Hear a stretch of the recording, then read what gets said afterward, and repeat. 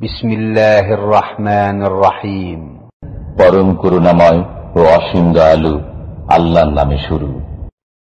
আউযু বিল্লাহি মিনাশ শাইতানির রাজীম।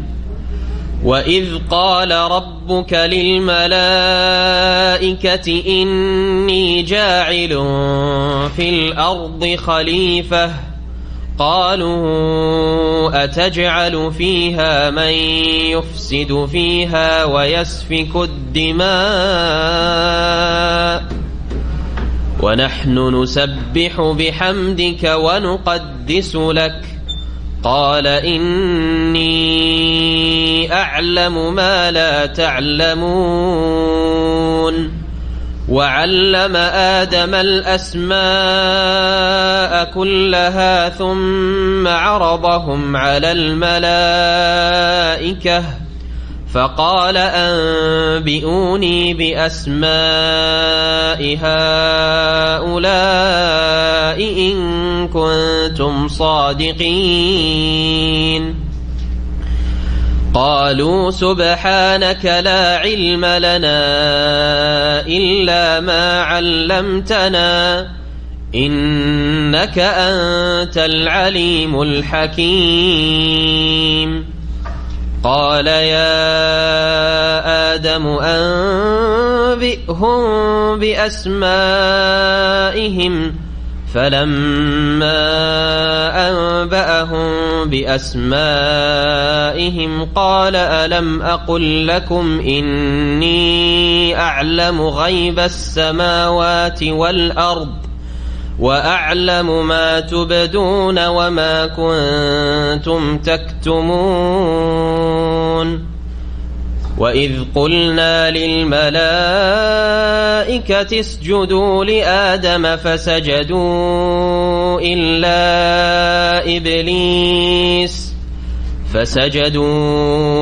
إلا إبليس أبى واستكبر وكان من الكافرين وقلنا يا آدم اسكن أنت وزوجك الجنة وكلا منها رغدا حيث شئتما ولا تقربا هذه الشجرة فتكونا من الظالمين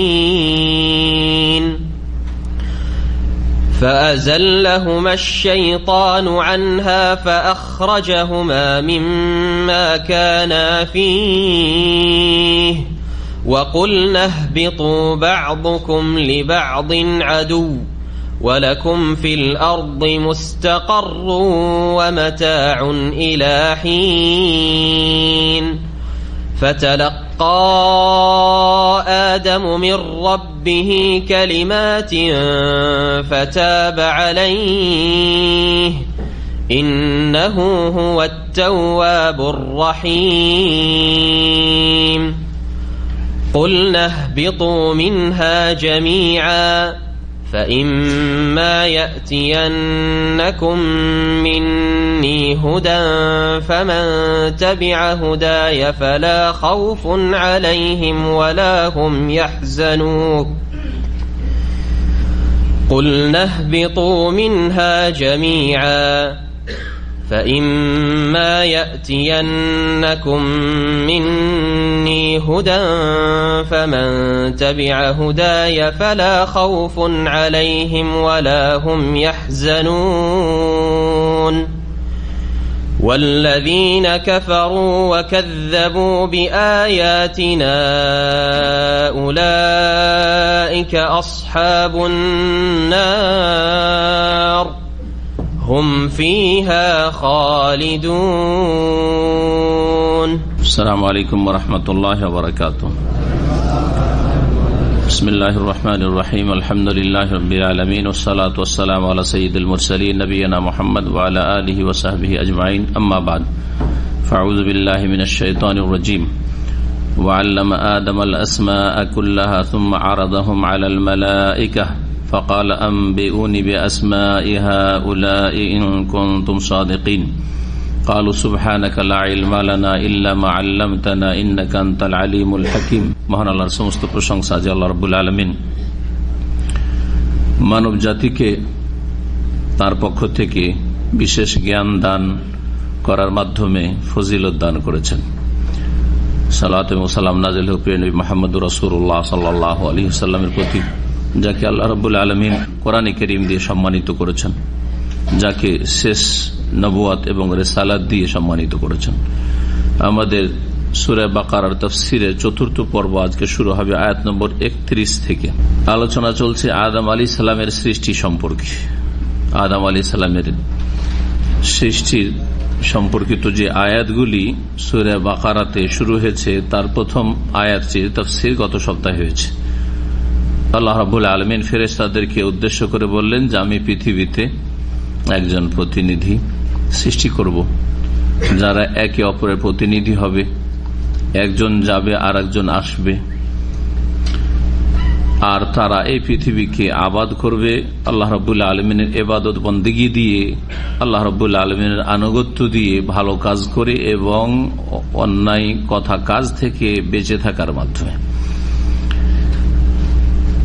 ফেরেশতারা যুক্তি পেশ করলো যে এরা ফাসাদ সৃষ্টি করবে, অশান্তি সৃষ্টি করবে, ওদেরকে সৃষ্টি করে লাভ কি আল্লাহ? যদি ইবাদত বন্দেগী আপনার উদ্দেশ্য থাকে তাহলে আমরাই তো যথেষ্ট, আমরা তো কোনো অন্যায় কাজ করি না, অন্যায় কথা বলি না, আমরা সবসময় আপনার গুণগান করি, তাসবিহ করি।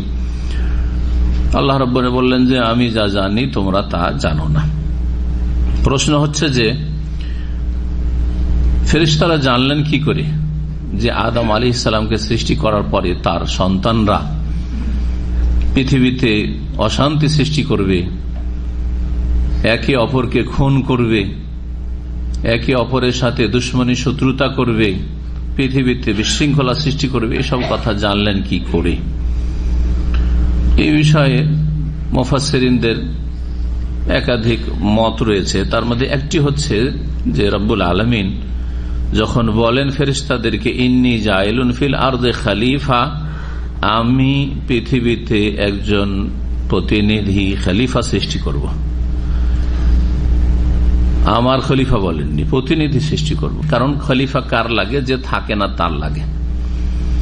মহান আল্লাহ সব সময় আছেন আর থাকবেন। ওমা কুন্না গায়বিন, আল্লাহ বলছেন যে আমি কোথাও অনুপস্থিত না, কোথাও থেকে গায়েব না। যে গায়েব হয় না তার খলিফা লাগে না।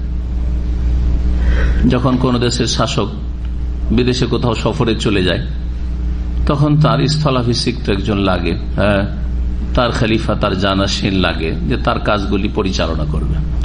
আমি যখন সফরে বাইরে চলে যাই বিভিন্ন প্রোগ্রামে, তখন এইখানে আর একজনকে এসে শুক্রবারের এই আলোচনাগুলি আমার বা অন্য দিনেরও না থাকলে আরেকজনকে চালাইতে হয়, না হলে জায়গা খালি থাকবে।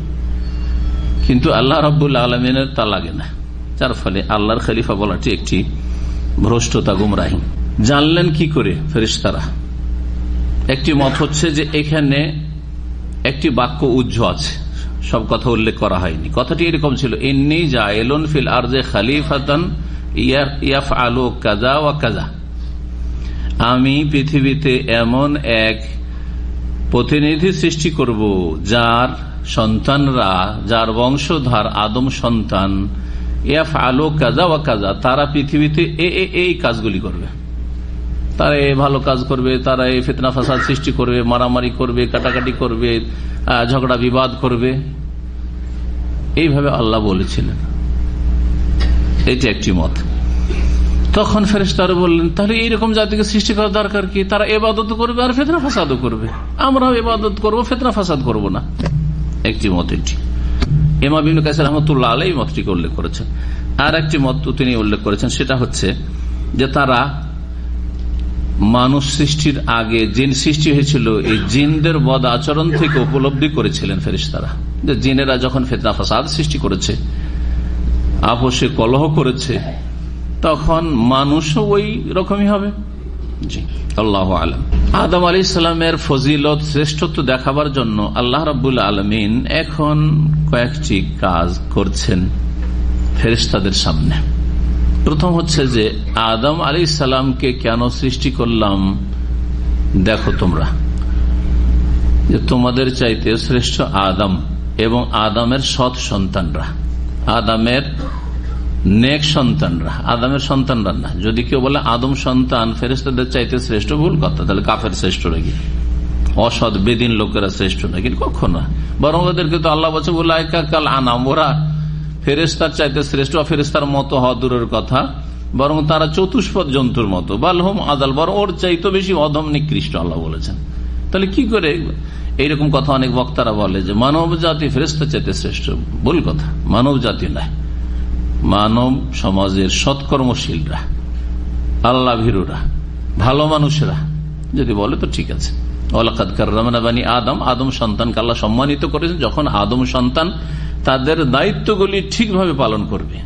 আর আদম সন্তান হওয়ার পরে পাশবিক চরিত্র তাদের হবে, তাদের না আল্লাহর সাথে সম্পর্ক, না তাদের আকীদা, না ঈমান, না ইবাদত বন্দেগী, না আখলাক চরিত্র, না আল্লাহর আদেশ নিষেধ পালন, তাহলে তারা হচ্ছে আল্লাযীনা কাফারু ইয়াতামাত্তাউনা ওয়া ইয়াকুলুনা কামা তাকুলুল আনআম ওয়ান নারু মাসওয়াল লাহুম। আর আয়াতে আল্লাহ বলছেন যারা অস্বীকারী, অমান্যকারী আল্লাহর বিধিবিধান, তারা হচ্ছে ইয়াতামাত্তাউন ওয়া ইয়াকুলুন, তারা ভোগ বিলাস করে, পৃথিবীর লক্ষ্য উদ্দেশ্য তাদের।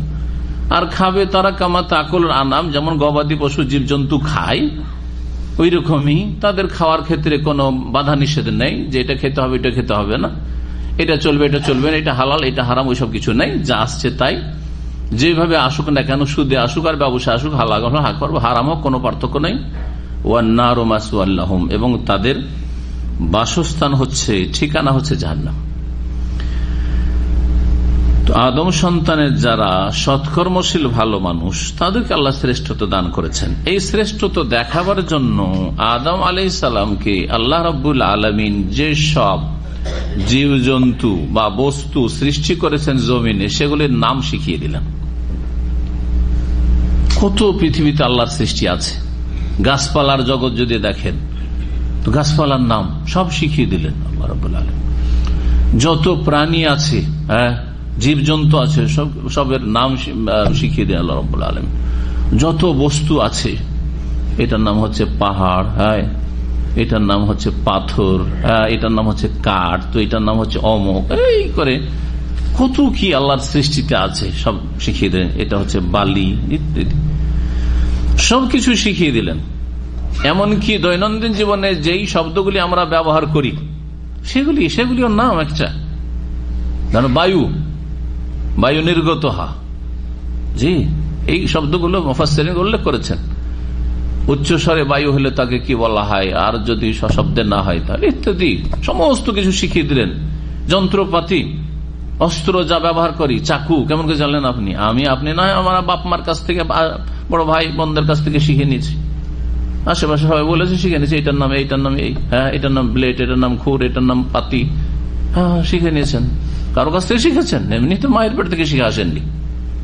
মায়ের পেট থেকে যখন বেরিয়ে এসছে কিছু জানলা কিছু জানতে না তোমরা, আল্লাহ বলছেন। তো আদম আলাইহিস সালামকে আল্লাহ সব শিখিয়ে দিলেন দেখাবার জন্য যে দেখো আদম তোমাদের চাইতে শ্রেষ্ঠত্ব দেখালেন এলম দিয়ে। কিসের ভিত্তিতে শ্রেষ্ঠত্ব প্রমাণিত হয়? জ্ঞানের ভিত্তিতে, বিদ্যার ভিত্তিতে, এলেমের ভিত্তিতে। 5 ভাই, একই মায়ের পেটের ভাই, 5 ভাইয়ের মধ্যে একজন বড় সম্মানিত। কিসের ভিত্তিতে? তার এলমের ভিত্তিতে। দেশ বিদেশ সারা দুনিয়ায় তার দ্বারা বহু কাজ হচ্ছে, সে দিনের কাজ হোক দুনিয়ার কাজ হোক, দিনের কাজ হলে সবচেয়ে ভালো।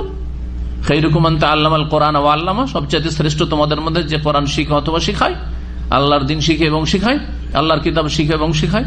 কিন্তু দুনিয়ার ক্ষেত্রেও যদি এলেম থাকে, একজনের কাছে দুনিয়ার ইলম আছে, আরেকজন আর যে 4 ভাই আছে তাদের কাছে দিনেরও এলেম নেই, দুনিয়ারও এলেম নেই। তো রাস্তায় কষ্টের কাজ করতে হচ্ছে, সবচেয়ে বেশি কষ্টের কাজ করে সবচেয়ে কম পয়সা পায় দুনিয়ার ক্ষেত্রেও যদি দেখেন, আর সবচেয়ে আরামের কাজ করে বসে বসে, আর সবচেয়ে বেশি পয়সা ইনকাম করে যারা দুনিয়ার কর্মক্ষেত্রে আছে। ইলমের মাধ্যমে মানুষ শ্রেষ্ঠত্ব লাভ করে, ফজিলত লাভ করে, মর্যাদা হাসিল করে। মহান আল্লাহ বলছেন ওয়া আল্লামা আদম আল আসমা কুল্লাহা, মহান আল্লাহ আদম আলাইহিস সালামকে সমস্ত কিছুর নাম শিখিয়ে দিলেন, নামের জ্ঞান দান করলেন।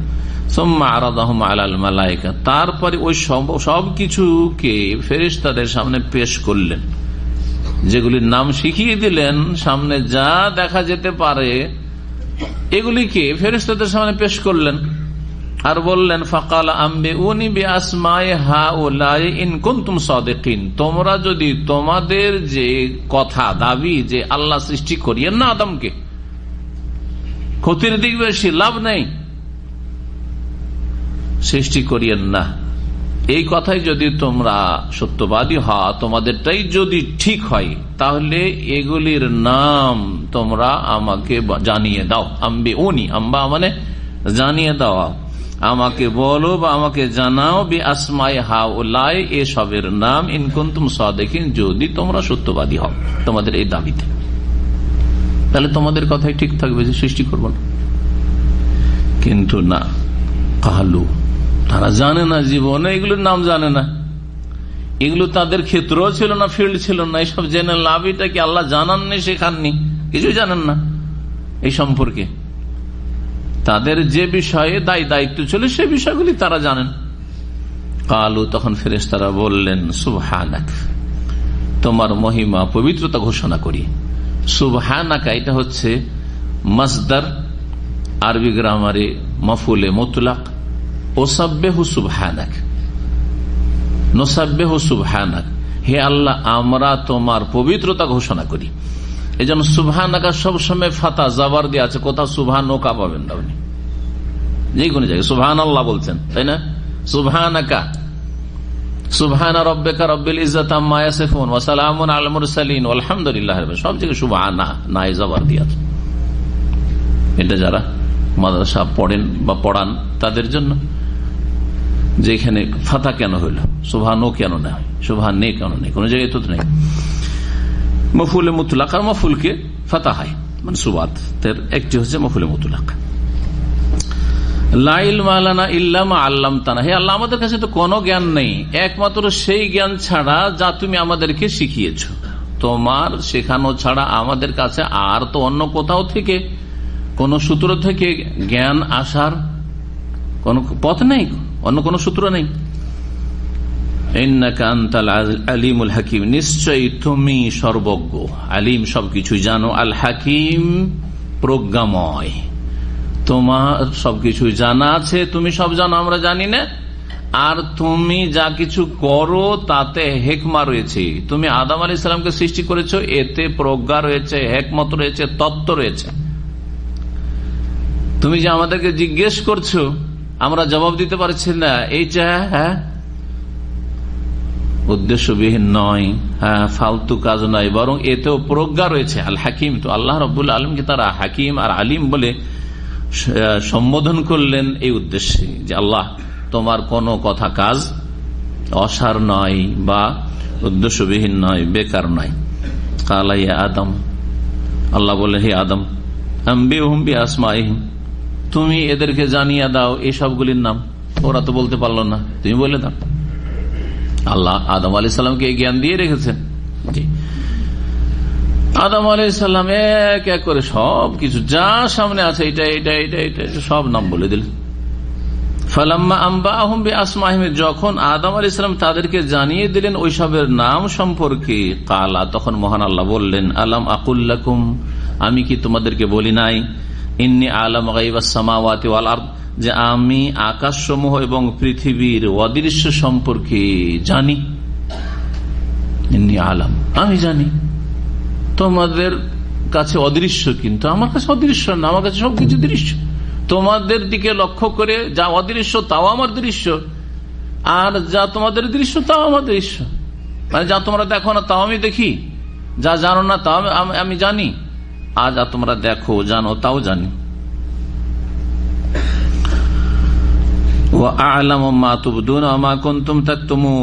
আর তোমরা যা কিছু প্রকাশ করো আর যা গোপন করো তাও আমি জানি আল্লাহ।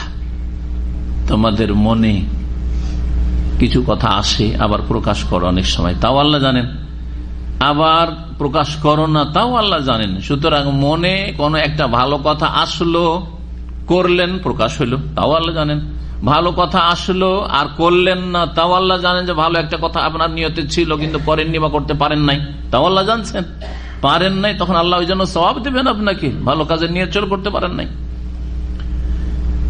মন্দ কথা কাজ অন্তরে আসছে, কুমন্ত্রণা ওয়াসওয়াসা, তারপরে তার বহিঃপ্রকাশ ঘটছে, সেই পাপটি বা সেই ভুলটি হচ্ছে, করছেন, তাও আল্লাহ জানছেন।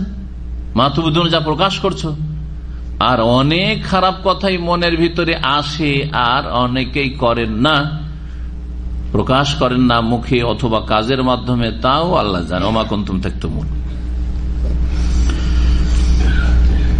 ওয়াইদ কুলনা লিল মালাইকাতি ইসজুদু লিআদম, আদম আলাইহিস সালামকে সৃষ্টি করলেন এবং আদম আলাইহিস সালামের ফজিলত দেখাতে চান, বলবেন দ্বিতীয় ফজিলত। এক হচ্ছে এলমের মাধ্যমে আল্লাহ সম্মানিত করলেন আদম আলাইহিস সালামকে, আদম সন্তানকে, যে এলম যার কাছে থাকবে সে সম্মানিত হবে। আর একটা হচ্ছে যে ফেরেশতাদেরকে বললেন যে তোমরা আদমকে সিজদা করবে, আদম তোমাদের চাইতে শ্রেষ্ঠ, তাই তাকে কি করতে হবে? সিজদা করতে হবে। এই সিজদা হচ্ছে সম্মানের সিজদা, সিজদায়ে তাজিম, সিজদা ইবাদা না, ইবাদতের সিজদা না। ইবাদতের সিজদা মানব জাতির ইতিহাসে সব সময় হারাম ছিল। ইবাদত একমাত্র কার জন্য? আল্লাহর জন্য। এটা শুধু নবী মুহাম্মদ সাল্লাল্লাহু আলাইহি সাল্লামের দাওয়াত নয়, বরং সমস্ত নবী রাসূলের দাওয়াত হচ্ছে ইবাদত কার জন্য? আনাবুদুল্লাহ মা লাকুম মিন ইলাহিন গায়রুহু। আদ সম্প্রদায়ের জন্য যখন আল্লাহ হুদকে পাঠালেন আলাইহিস সালাম, সামুদ সম্প্রদায়ের জন্য যখন সালেহ আলাইহিস সালামকে পাঠালেন, শুআইব আলাইহিস সালামকে মাদিয়ানবাসীর জন্য পাঠালেন, সমস্ত নবী রাসূলদের ক্ষেত্রে কোরআনে কারিমে রয়েছে, সূরা হুদে রয়েছে, সূরা আরাফে রয়েছে এই বিষয়গুলি।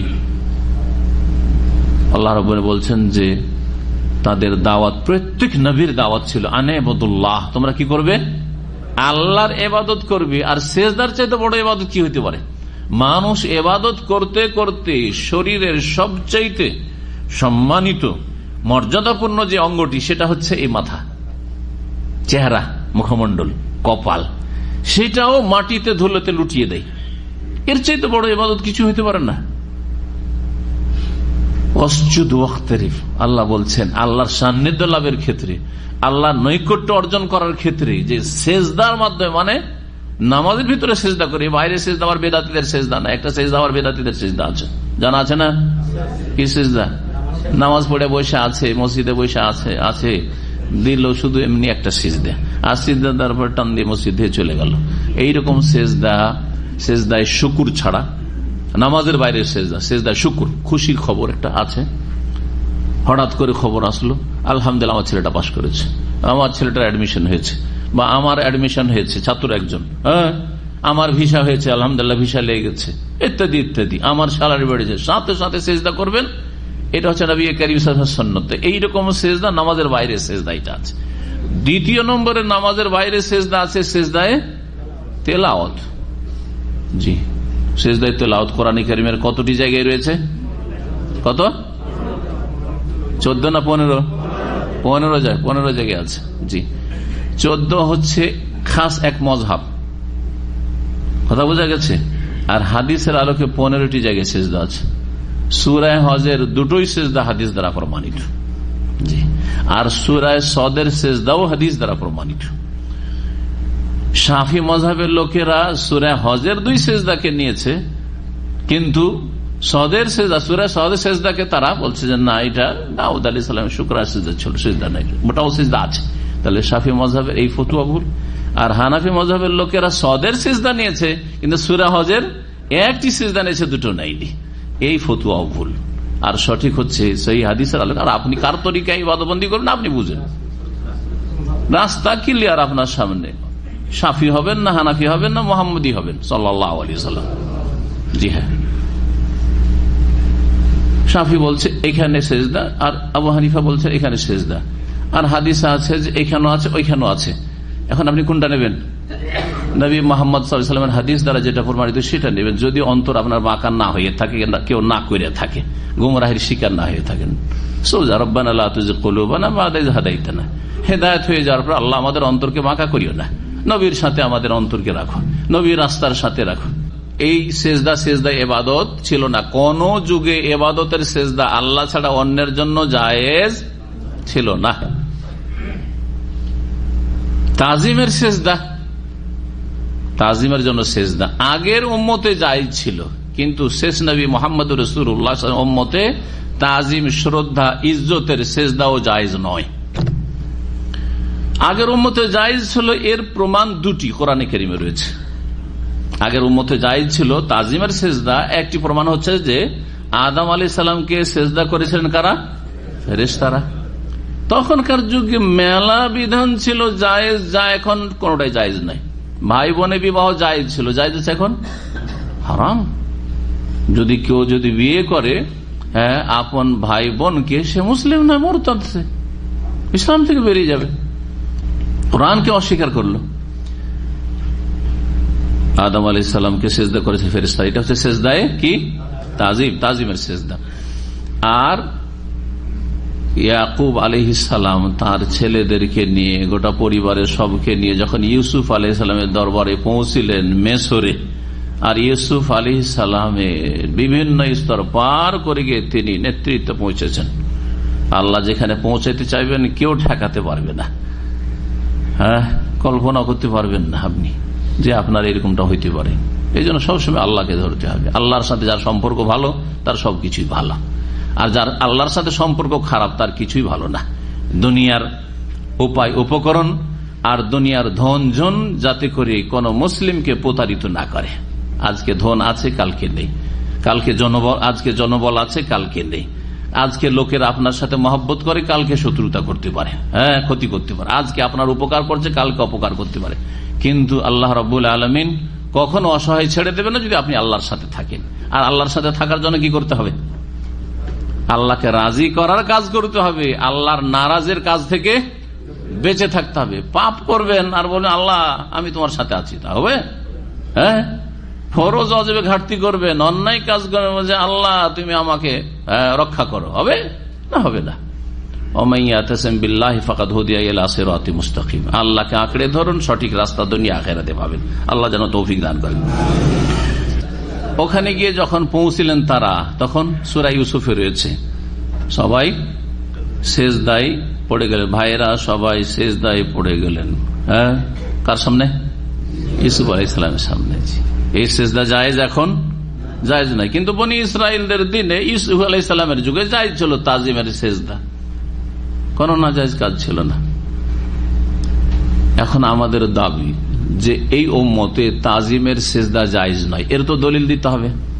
কারণ মুসলিম সমাজে বিদআতপন্থী যারা আল্লাহ ছাড়া অন্যকে সেজদা করে, মৃত অথবা জীবতকে কবরে গিয়ে সেজদা করে তারা, আর জিন্দা পীরকেও সেজদা করে, অনেক সময় পীরের মুরিদ হতে গিয়ে সেজদা করে এবং এটাকে জায়েজ মনে করে। আর সেজদাকে তারা দুই ভাগে ভাগ করে, সেজদা ইবাদত, সেজদা তাজিমি। তারা বলে যে সেজদা ইবাদতটা আল্লাহর জন্য, আর সেজদা তাজিমে রাসূলুল্লাহকে চলবে, ওলিয়া আউলিয়াকে চলবে, গোস কুতুবকে চলবে, জিন্দা পীরকে চলবে, মুর্দা পীরকে চলবে। এটা হচ্ছে বেরেলভি আকীদা, রেজভি আকীদা। এর খণ্ডনে তো আমাকে দলিল পেশ করতে হবে যে দ্বীন ইসলামে নবী করিম সাল্লাল্লাহু আলাইহি ওয়াসাল্লামের নিয়ে আসা যে দ্বীন, ইন্নাদ-দীনা ইনদাল্লাহিল ইসলাম, এই দিনে ইবাদতেরও সেজদা গায়রুল্লাহকে জায়েজ নয়, আর তাজিমেরও সেজদা জায়েজ নয়। এই মর্মে নবী করিম সাল্লাল্লাহু আলাইহি ওয়াসাল্লাম হাদিস রয়েছে, তিরমিজিতে হাদিস সহিহ, লাউ কুনতু আমিরান আহাদান আন ইয়াসজুদা লি আহাদিন লা আমারতুল মারআতা আন তাসজুদা লি যাওজিহা। যদি কাউকে আমি হুকুম দিতাম যে তোমাকে অমুককে সেজদা করতে হবে, তাহলে লা আমারতুল মারআতা, স্ত্রীকে বলতাম আন তাসজুদা লি যাওজিহা, যেন স্বামীকে সেজদা করে। এই যে স্বামীকে সেজদা করা, এটা কি ইবাদতের সেজদা? কিসের সেজদা? তাজিম। স্বামীর যে মর্যাদা রয়েছে, স্বামীর যে সম্মান রয়েছে, স্বামী যে তোমার ভরণ পোষণ সবকিছুর দায়িত্ব তার উপর, তোমার সুরক্ষার, তোমার দেখাশোনার সব দায়িত্ব তার উপর। তুমি শুধু বাড়িতে রানী হয়ে বাড়ির কাজ, ভিতরের কাজটা তুমি দেখবে, বাইরের কোনো টেনশন তোমার নেই। কি খাবো, কি খাওয়াবো ছেলে মেয়েদেরকে, কি পরিধান করব, কোনখানে বাস করব, আর অসুস্থ হয়েছে কেমন করে আমার চিকিৎসা করব, মেয়েদেরকে আল্লাহ এই দায়িত্বই দেননি। কি ইনকাম করব, কোথায় চাকরি করব, এই কাজের জন্য আল্লাহ পয়দাই করেনি আল্লাহ রাব্বুল আলামিন নারী জাতিকে। কিন্তু মুসলিম সমাজ আজকে ইহুদি খ্রিস্টানদের পিছনে ছুটেছে। পুরুষদের চাকরি দেওয়া হয়েছে, মহিলাদেরকেও চাকরি দিতে হবে। পুরুষরা রাজনীতি করে, মহিলাদেরকেও রাজনীতি করতে হবে। পুরুষরা বসেছে নেতৃত্বে, সুতরাং এদেরকেও যেতে হবে সংসদে, তাদের জন্য সিট বরাদ্দ করতে হবে। তোমাদের পূর্বে ইহুদি খ্রিস্টানদের একটা যুগ আসবে, তোমরা গোলামি করবে, অন্ধ অনুসরণ করবে, তারা গর্তে ঢুকলে তোমরা গর্তে ঢুকে যাবে, কিচ্ছু বুঝবে না তোমরা। এই হয়েছে মুসলিম জাতির অবস্থা। বলছিলাম যে স্ত্রীকে হুকুম দিতাম স্বামীকে সেজদা করতে, যদি কাউকে হুকুম দিতাম এটা ইসলামে এলাও থাকতো। কে বলছেন? রাসূলুল্লাহ।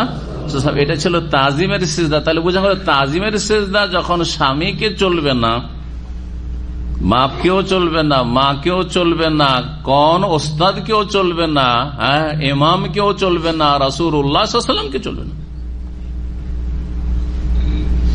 রাসূলুল্লাহ সাল্লাল্লাহু আলাইহি ওয়াসাল্লামকে সাহাবীরা বলছে, ইয়া রাসূলুল্লাহ, আমরা গিয়েছিলাম শাম দেশে, আর যাওয়ার পরে দেখলাম যে ওখানে তাদের জনগণ তাদের শাসককে সেজদা করছে। সেজদায় সালামি বলে ভারতে মোগল যুগে যখন শিরক কুফরি ছিল রাজ দরবারে, তখন সেজদা তাজিমি ছিল, সেজদা তাজিমি সেখানে ছিল।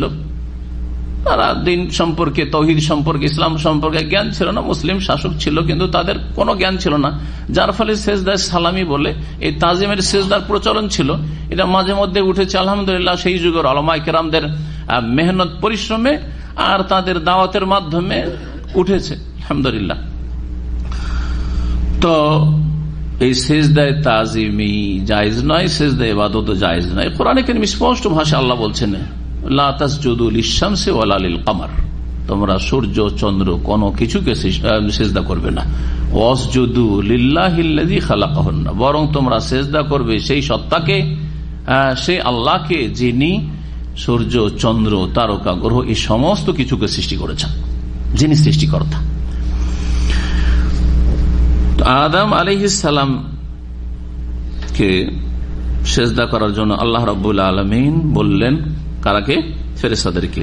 বলছেন ওয়াইদ কুলনা লিল মালায়েকা, স্মরণ করো যখন আমি বলেছিলাম ফেরেশতাগণকে উসজুদু লি আদম, তোমরা আদম আলাইহিস সালামকে সেজদা করো। ফাসাজাদু, তখন ফেরেশতারা সকলেই সেজদা করেছিল, ইল্লা ইবলিসা, তবে ইবলিস শয়তান সে সেজদা করেনি। ইবলিসের নাম যে আজাজিল আমাদের দেশে খুব মশহুর আছে, তাই না? জানেন না? জানেন না? এই আজাজিল নাম কোন কোরআনের আয়াতও নেই, নবী সাল্লাল্লাহু আলাইহি ওয়াসাল্লামের কোন হাদিসেও নেই, যার ফলে এগুলি ভিত্তিহীন নাম। যেমন মালাকুল মউতের নাম আজরাইল, কোন আয়াতও নেই, হাদিসও নেই, যেমন ভিত্তিহীন, ঠিক তেমনি আজাজিল ইবলিসের নাম ছিল, এইটাও বানাওয়াট কিচ্ছা কাহিনী শুধু। এগুলো ইবলিস কি করলো? অস্বীকার করলো, সেজদা করলো না। ইবলিসকে ইবলিস কেন বলা হয়? আবলাসা ইবলিস মানে হচ্ছে নিরাশ হয়ে যাওয়া, নিরাশ করে দেওয়া। উবলিসাল মুজরিমুন কোরআনে কারিমে রয়েছে। হ্যাঁ, অপরাধী যারা, অন্যায়কারী, তারা নিরাশ হয়ে যাবে, হতাশাগ্রস্ত হয়ে যাবে, আল্লাহর রহমত থেকে নিরাশ হয়ে যাবে। তো এই আবলাসা থেকে ইবলিস শব্দ বা লাম সিনের ধাতু, নিরাশ হয়ে যাওয়া আর অর্থ বহন করা। আর ইবলিস অভিশপ্ত মালাউন, আল্লাহর রহমত থেকে নিশ্চিত কি নিরাশ। এতে কোনো সন্দেহ নেই যে ইবলিস আল্লাহর রহমত থেকে বিতাড়িত হয়েছে, তাড়িয়ে দিয়েছে আল্লাহ রাব্বুল। সুতরাং তার উপর দুনিয়া আখিরাতে কোন রহমত নেই আল্লাহর রহমত থেকে সে নিরাশ হয়ে গেছে। ইল্লা ইবলিস, তাই এটা হচ্ছে তার গুণবাচক নাম। সে কি করলো? অস্বীকার করলো, আল্লাহ আমি এই কাজ করতে পারবো না। প্রথম অস্বীকার। ওয়াস্তাকবারা, কেন অস্বীকার করলো? কারণ তার মধ্যে অহংকার ঢুকে গেল, অহংকার প্রদর্শন করলো, দাম্ভিকতা দেখালো। ওয়াস্তাকবারা, যখন অস্বীকার করলো আল্লাহর এই আদেশকে, না আল্লাহকে অস্বীকার করলো? হ্যাঁ, আল্লাহর অস্তিত্ব অস্বীকার করেছে। নাস্তিক ছিল না, তাহলে ইবলিস কি নাস্তিক ছিল? আল্লাহর তৌহিদ, তৌহিদ রুবুবিয়ত, উলুহিয়াত, আসমা সিফাত, কোন তৌহিদকে অস্বীকার করেছে? আল্লাহ তোমার গুণ মানি না, হাত মানে কুদরতি হাত বলেছিল? এত খারাপ ছিল না ইবলিস, বুঝতে পারছেন? আল্লাহ তোমার চেহারা নাই, তোমার চেহারা মানি না, এই কথা বলেছিল? হ্যাঁ, আল্লাহ তুমি আরো সে না সর্বত্র বিরাজমানি কথা বলেছিল? এই সব অস্বীকার করেনি। তৌহিদুল আসমা সিফাত অস্বীকার করেনি। তৌহিদে রুবুবিয়্যাহ, আল্লাহ তুমি খালেক স্রষ্টা না বলেছিল? আল্লাহ তুমি হায়াত মতের মালিক না, এই কথা বলেছিল? হ্যাঁ, আল্লাহ তোমার হাতে নিয়ন্ত্রণ না, গৌস কুতুবের হাতেও নিয়ন্ত্রণ আছে, কথা বলেছিল। তাহলে আজকালকার মুশরিক আর ইবলিসকে ছড়িয়ে গেছে। ভালো করে চিন্তা করে একটু, ইবলিস কিন্তু আল্লাহর কাজকে অস্বীকার করেনি। এই কথা বলে যে আল্লাহ তুমি নিয়ন্ত্রণ করো না, তুমি ওলি আউলিয়াকে সব দায়িত্ব দিয়ে দিচ্ছ, পৃথিবীর নিয়ন্ত্রণ ওরা করে, গৌস কুতুবরা করে। প্রত্যেক গ্রামের কেনারা কেন একজন করে আল্লাহর গৌস কুতুব আছে, যারা ধরে আছে, না হলে জমিন ধ্বংস হয়ে যাবে। হাউজুবিল্লাহ, তো ইবলিসও বলেনি কথা, ইবলিসও বলেনি সব কথা। চিন্তা করুন একটু যে কোন দিন মানুষ পালন করছে জান্নাতের আশায় আর জাহান্নাম থেকে বাঁচার আশায়, আর এই শিরকি কুফরি আকীদা নিয়ে যদি নামাজ পড়ে কোনো কিছুই কবুল হয় না, কোনো কিছু কবুল হয় না। আমেলাতুন নাসিবা, এত আমল করে কঠোর পরিশ্রম করে তাসলা নারান হামিয়া, জ্বলন্ত আগুনে ঢুকতে হবে। ইবলিসকে বলেছিল তোমার কোনটাই মানি না, এই কথা বলেছিল। তাহলে আল্লাহর উলুহিয়তকে অস্বীকার, তিন তাওহীদের কোনটাকে অস্বীকার করেনি। আল্লাহর যে এই ইবলিসের যে এই কুফরি ছিল, এই কুফরিটা আল্লাহর অস্তিত্বকে অস্বীকার করে, ওজুদকে অস্বীকার করেনি। তারপরে আল্লাহর রুবুবিয়তকে অস্বীকার করেনি, আল্লাহ রাব্বুল আলামিনের আসমা সিফাত কেউ অস্বীকার করেনি, যে তোমার এই গুণ মানি না, তোমার এই ক্ষমতা মানি না। আর আল্লাহর ইবাদতকে অস্বীকার করেনি, আল্লাহ তোমার কোনটাই আদেশ মানবো না, এই কথা বলেছিল কি না? কোনটা মানবো না? এই কথাটা মানা যাবে না। কোন কথাটা? এই যে উসজুদুল আদম, আদমকে সিজদা করো, ফেরেশতারা করুক, আমি করবো না, এই কথাটা মানা যাবে না। একটা বিধানকে, হুকুমকে অস্বীকার করেছিল অহংকার বশত। পিছনে কাজ করছিল কি ভিতরে কাজ কি করছিল? অহংকার। আমি বড়, সে ছোট, সে মাটি দিয়ে তৈরি, আমি আগুনের তৈরি, আগুন জ্বললে ওপর দিকে যায় আর মাটিকে ছড়লে নিচের দিকে পড়ে, ওপরে যায় না। সুতরাং আমি কি করে মাটিকে সেজদা করতে পারি? এটা অসম্ভব, আমি এটা মানবো না। সব মানছি, আল্লাহ এটা মানা যাবে না। আবার অস্বীকার করেছিল এই হুকুমটা, সব কিছু না, অস্তাকবার অহংকার করেছিল। সুতরাং কি হয়ে গেছিল? হ্যাঁ, মুসলিম ছিল, ওয়াকানা মিনাল কাফিরিন। সুতরাং সে কি হয়ে গেছিল? আল্লাহ বলছে কাফের হয়ে গেছিল, কাফের হয়ে গেছিল, অস্বীকারী, অমান্যকারী।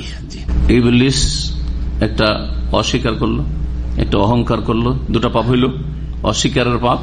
এটা ছিল এই জন্য কুফরুল, এটাকে বলা হচ্ছে কুফরুল ইনকার, কুফরুল জুহুদ, অস্বীকারের কুফরি। তাহলে কুফরি শুধু আল্লাহর অস্তিত্ব অস্বীকার করা নয়, আল্লাহর একত্ব অস্বীকার করা নয়, বা আল্লাহর বিধিবিধান কোনটাই মানব না, কোরআন অস্বীকার করা নয়, বরং আল্লাহ রাব্বুল আলামিন একটা আদেশ বা নিষেধাজ্ঞা যদি কোরআন সুন্নাহ দ্বারা স্পষ্ট হয়, সেটাকে অস্বীকার করলে কাফের হয়ে যায়। অস্বীকারের অপরাধ কুফরি, অহংকারের অপরাধ। আর একটি অপরাধ করেছিল ইবলিস আল্লাহর জমিনে, মানব সৃষ্টির পরে প্রথম যে পাপটি হয়েছিল, সেই পাপটি কি ছিল কে বলতে পারেন? না, হত্যার পাপ তো মেলা পরে। কাবিল হাবিলকে হত্যা করলো, তার আগে তো এই পাপ, দুটো পাপ হইল, দুটো পাপ তো কোরআনে রয়েছে এখানে। আবার অস্বীকার করা আর অহংকার করা। আর একটা পাপ আছে হাসাদ, হিংসার পাপ। এই যে আদমকে আমি সিজদা করতে পারি না, কেন? মেনেই নেওয়া যায় না, হিংসা। জি হ্যাঁ, প্রথম আল্লাহর জমিনে মানব জাতি সৃষ্টির পরে যে পাপটি হয়েছিল, সেই পাপটি হচ্ছে হাসাদ, হিংসার পাপ। এত বড় অপরাধী হয়েছে, প্রথম শুরু হয়েছে এটি। হিংসা যদি তার ভিতরে না ঢুকতো তাহলে অস্বীকার করতো না, হিংসা যদি না ঢুকতো তাহলে অহংকার করতো না। যাক, আল্লাহর হুকুম হয়েছে, ওকে এটা দিয়ে মর্যাদা দিয়েছে, আমাকে অন্য কিছু দিয়েছে। হ্যাঁ, আমি তো জিন, তারপর আমাকে ফেরেশতার মাঝে থাকতে দিয়েছে। এটা কি যেমন তেমন কথা নাকি? এটা তার চিন্তা করা উচিত ছিল যদি ও হেদায়েত নসিব থাকতো, কিন্তু ওই সব চিন্তা তার মগজে ঢুকলো না, হিংসা ঢুকে গেল। আমি আনা, এই যে আমি কথাটি মারাত্মক কথা। জি, আমি বলছি, আমি করছি, আমি মনে করি, এই যে আমি কথাটি খুব মারাত্মক ক্ষতিকর কথা। জি সুবহানাল্লাহ, এটা হচ্ছে অহংকারের। আর আরেকটা হচ্ছে হিংসা। হিংসা পয়দা হইলেই অহংকার পয়দা হয়, হিংসা পয়দা হইলেই অহংকার মেনে নিতে পারেন না। কেউ এগিয়ে চলে যাচ্ছে যে কোনো ক্ষেত্রে, গ্রাম অঞ্চলে ধন সম্পদ নিয়ে যে কত হিংসা, যদি একটু বাড়ি ঘর ভালো করে নেন আর জমি জায়গা কেনে, হিংসা আর শেষ নেই। আপন জনরা হিংসা করবে, আপন জনরা হিংসা করবে। এই হিংসা মুক্ত মনে হয় কোনো অঙ্গনই নেই, কোন অঙ্গন নেই। আর যে যে সাবজেক্টের লোক, ওই সাবজেক্টের লোকের হিংসা করে, বোঝা গেছে কিনা? আলেমের হিংসা মেডিকেলের ডাক্তার করবে না, আর ডাক্তারের হিংসা কোন আলেম করবে না। মাদ্রাসায় চলে যান, হিংসার পরিবেশ বিরাজ করছে, আলেম আলেমের বিরুদ্ধে হিংসা। ক্লাসমেট ছাত্র, মাদ্রাসার ছাত্র নিজের ক্লাসের সাথী সঙ্গীদের হিংসা করছে, আরে ও ফার্স্ট হয়ে যাবে, হ্যাঁ ওকে ঠেকাইতে হবে, ঠেকাইতে হবে। ও নিজে বাড়ার চেষ্টা, মেহনত করে, আমি বাড়ির না না না ওকে কেমন করে ঠেকাবো, ওর উপরে কোনো দোষ টোষ চাপিয়ে দিয়ে ওকে এখান থেকে বহিষ্কার করার ব্যবস্থা। এরকম মেলা ঘটনা ঘটেছে। জি, এক ছেলে মদিনা ইউনিভার্সিটিতে এখনো পড়ছে, রাতের অন্ধকারে এমন ষড়যন্ত্র করে সেই ছেলেটা ক্লাসে ফার্স্ট চলে আসছিল। এখন ওকে তাড়িয়ে যেটা সেকেন্ড ছিল ও ফার্স্ট হবে, শুধু সেই জন্য রাতের অন্ধকারে চোর বানিয়ে দিল। চোর চোর চোর চোর ধরো, একে ধরে দিয়ে তোকে মাদ্রাসা থেকে বের করে দিল। এখন শিক্ষকেরা তো গায়েব জানে না, চোর ধরা খেয়েছে, কয়েকজন যুক্তি করেছে বন্ধু বান্ধব মিলে যে একে এভাবে তাড়াইতে হবে। ছেলের বাপ মা 2 বছর আগে হজে এসেছিল, ওর বাপ কান্না করে আমাকে এই ঘটনা বলতে শুরু করলো যে এই ঘটনা ঘটিয়েছে আমার ছেলের সাথে। মাদ্রাসা হিংসা মুক্ত কোনো জায়গা নেই, আল্লাহ হেফাজত করে। কারণ এই হিংসা দিয়ে ইবলিসের পাপ শুরু হয়েছে, হিংসা দিয়ে ইবলিসের পাপ শুরু হয়েছে, যার ফলে হিংসা মুক্ত ইল্লা মান রাহিমাল্লাহ। এবং যেই ব্যক্তির মধ্যে তাকওয়া আছে যে আমি আমার নসিব খাচ্ছি, সে তার নসিব খাচ্ছে, আমার একটা পয়সা সে খেতে পারবে না। একই কোম্পানিতে চাকরি করছেন, হিংসা আসছে আপনার মধ্যে না? আপনি মনকে সান্ত্বনা দেন যে আমার একটা দানা সে খেতে পারবে না, আর তার একটা দানা, একটা রিয়াল আমি খেতে পারবো না। এই আকীদাগুলি যখন মজবুত হয়ে যাবে তখন আর হিংসা হবে না। সে তার খাচ্ছে, আমি আমার খাচ্ছি। আমি সুস্থ আছি, আমার নসিব নিয়ে, আপনি সুস্থ আছেন, আপনার নসিব নিয়ে। হ্যাঁ, বোঝা গেছে না?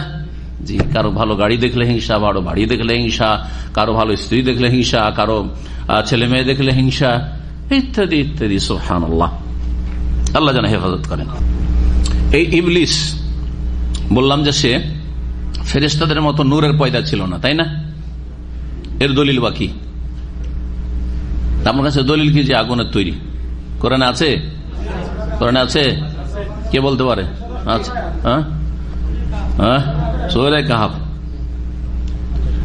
ফাসাজাদু ইল্লা ইবলিসা কানা মিনাল জিন্ন। এখানে ইল্লা ইবলিসা আবা ওয়াস্তাকবারা ওয়া কানা মিনাল কাফিরিন, আর ওখানে আছে ফাসাজাদু ইল্লা ইবলিসা কানা মিনাল জিন্ন ফাফাসাকা আন আমরি রাব্বিহ।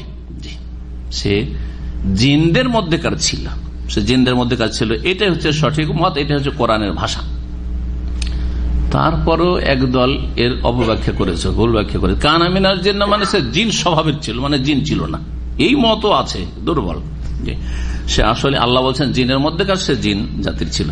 তবে তাকে ফেরেশতাদেরকে আল্লাহ হুকুম করলেন। এখন প্রশ্ন থেকে যে সে জিনদের মধ্যেকার ছিল আর হুকুম হলো ফেরেশতাদেরকে সেজদা করার, ফেরেশতারা তো সবাই সেজদা করলো, জিন সেজদা করলো, ইবলিস সেজদা করলো না, তাতে হইল ওটা কি? ওকে তো হুকুমই হয়নি। হ্যাঁ, জি, সঙ্গ দোষে লোহা ভাসে, বুঝলেন? সঙ্গ দোষে লোহা ভাসে, সাথে থাকলে করে যেতে হবে, বুঝা গেছে?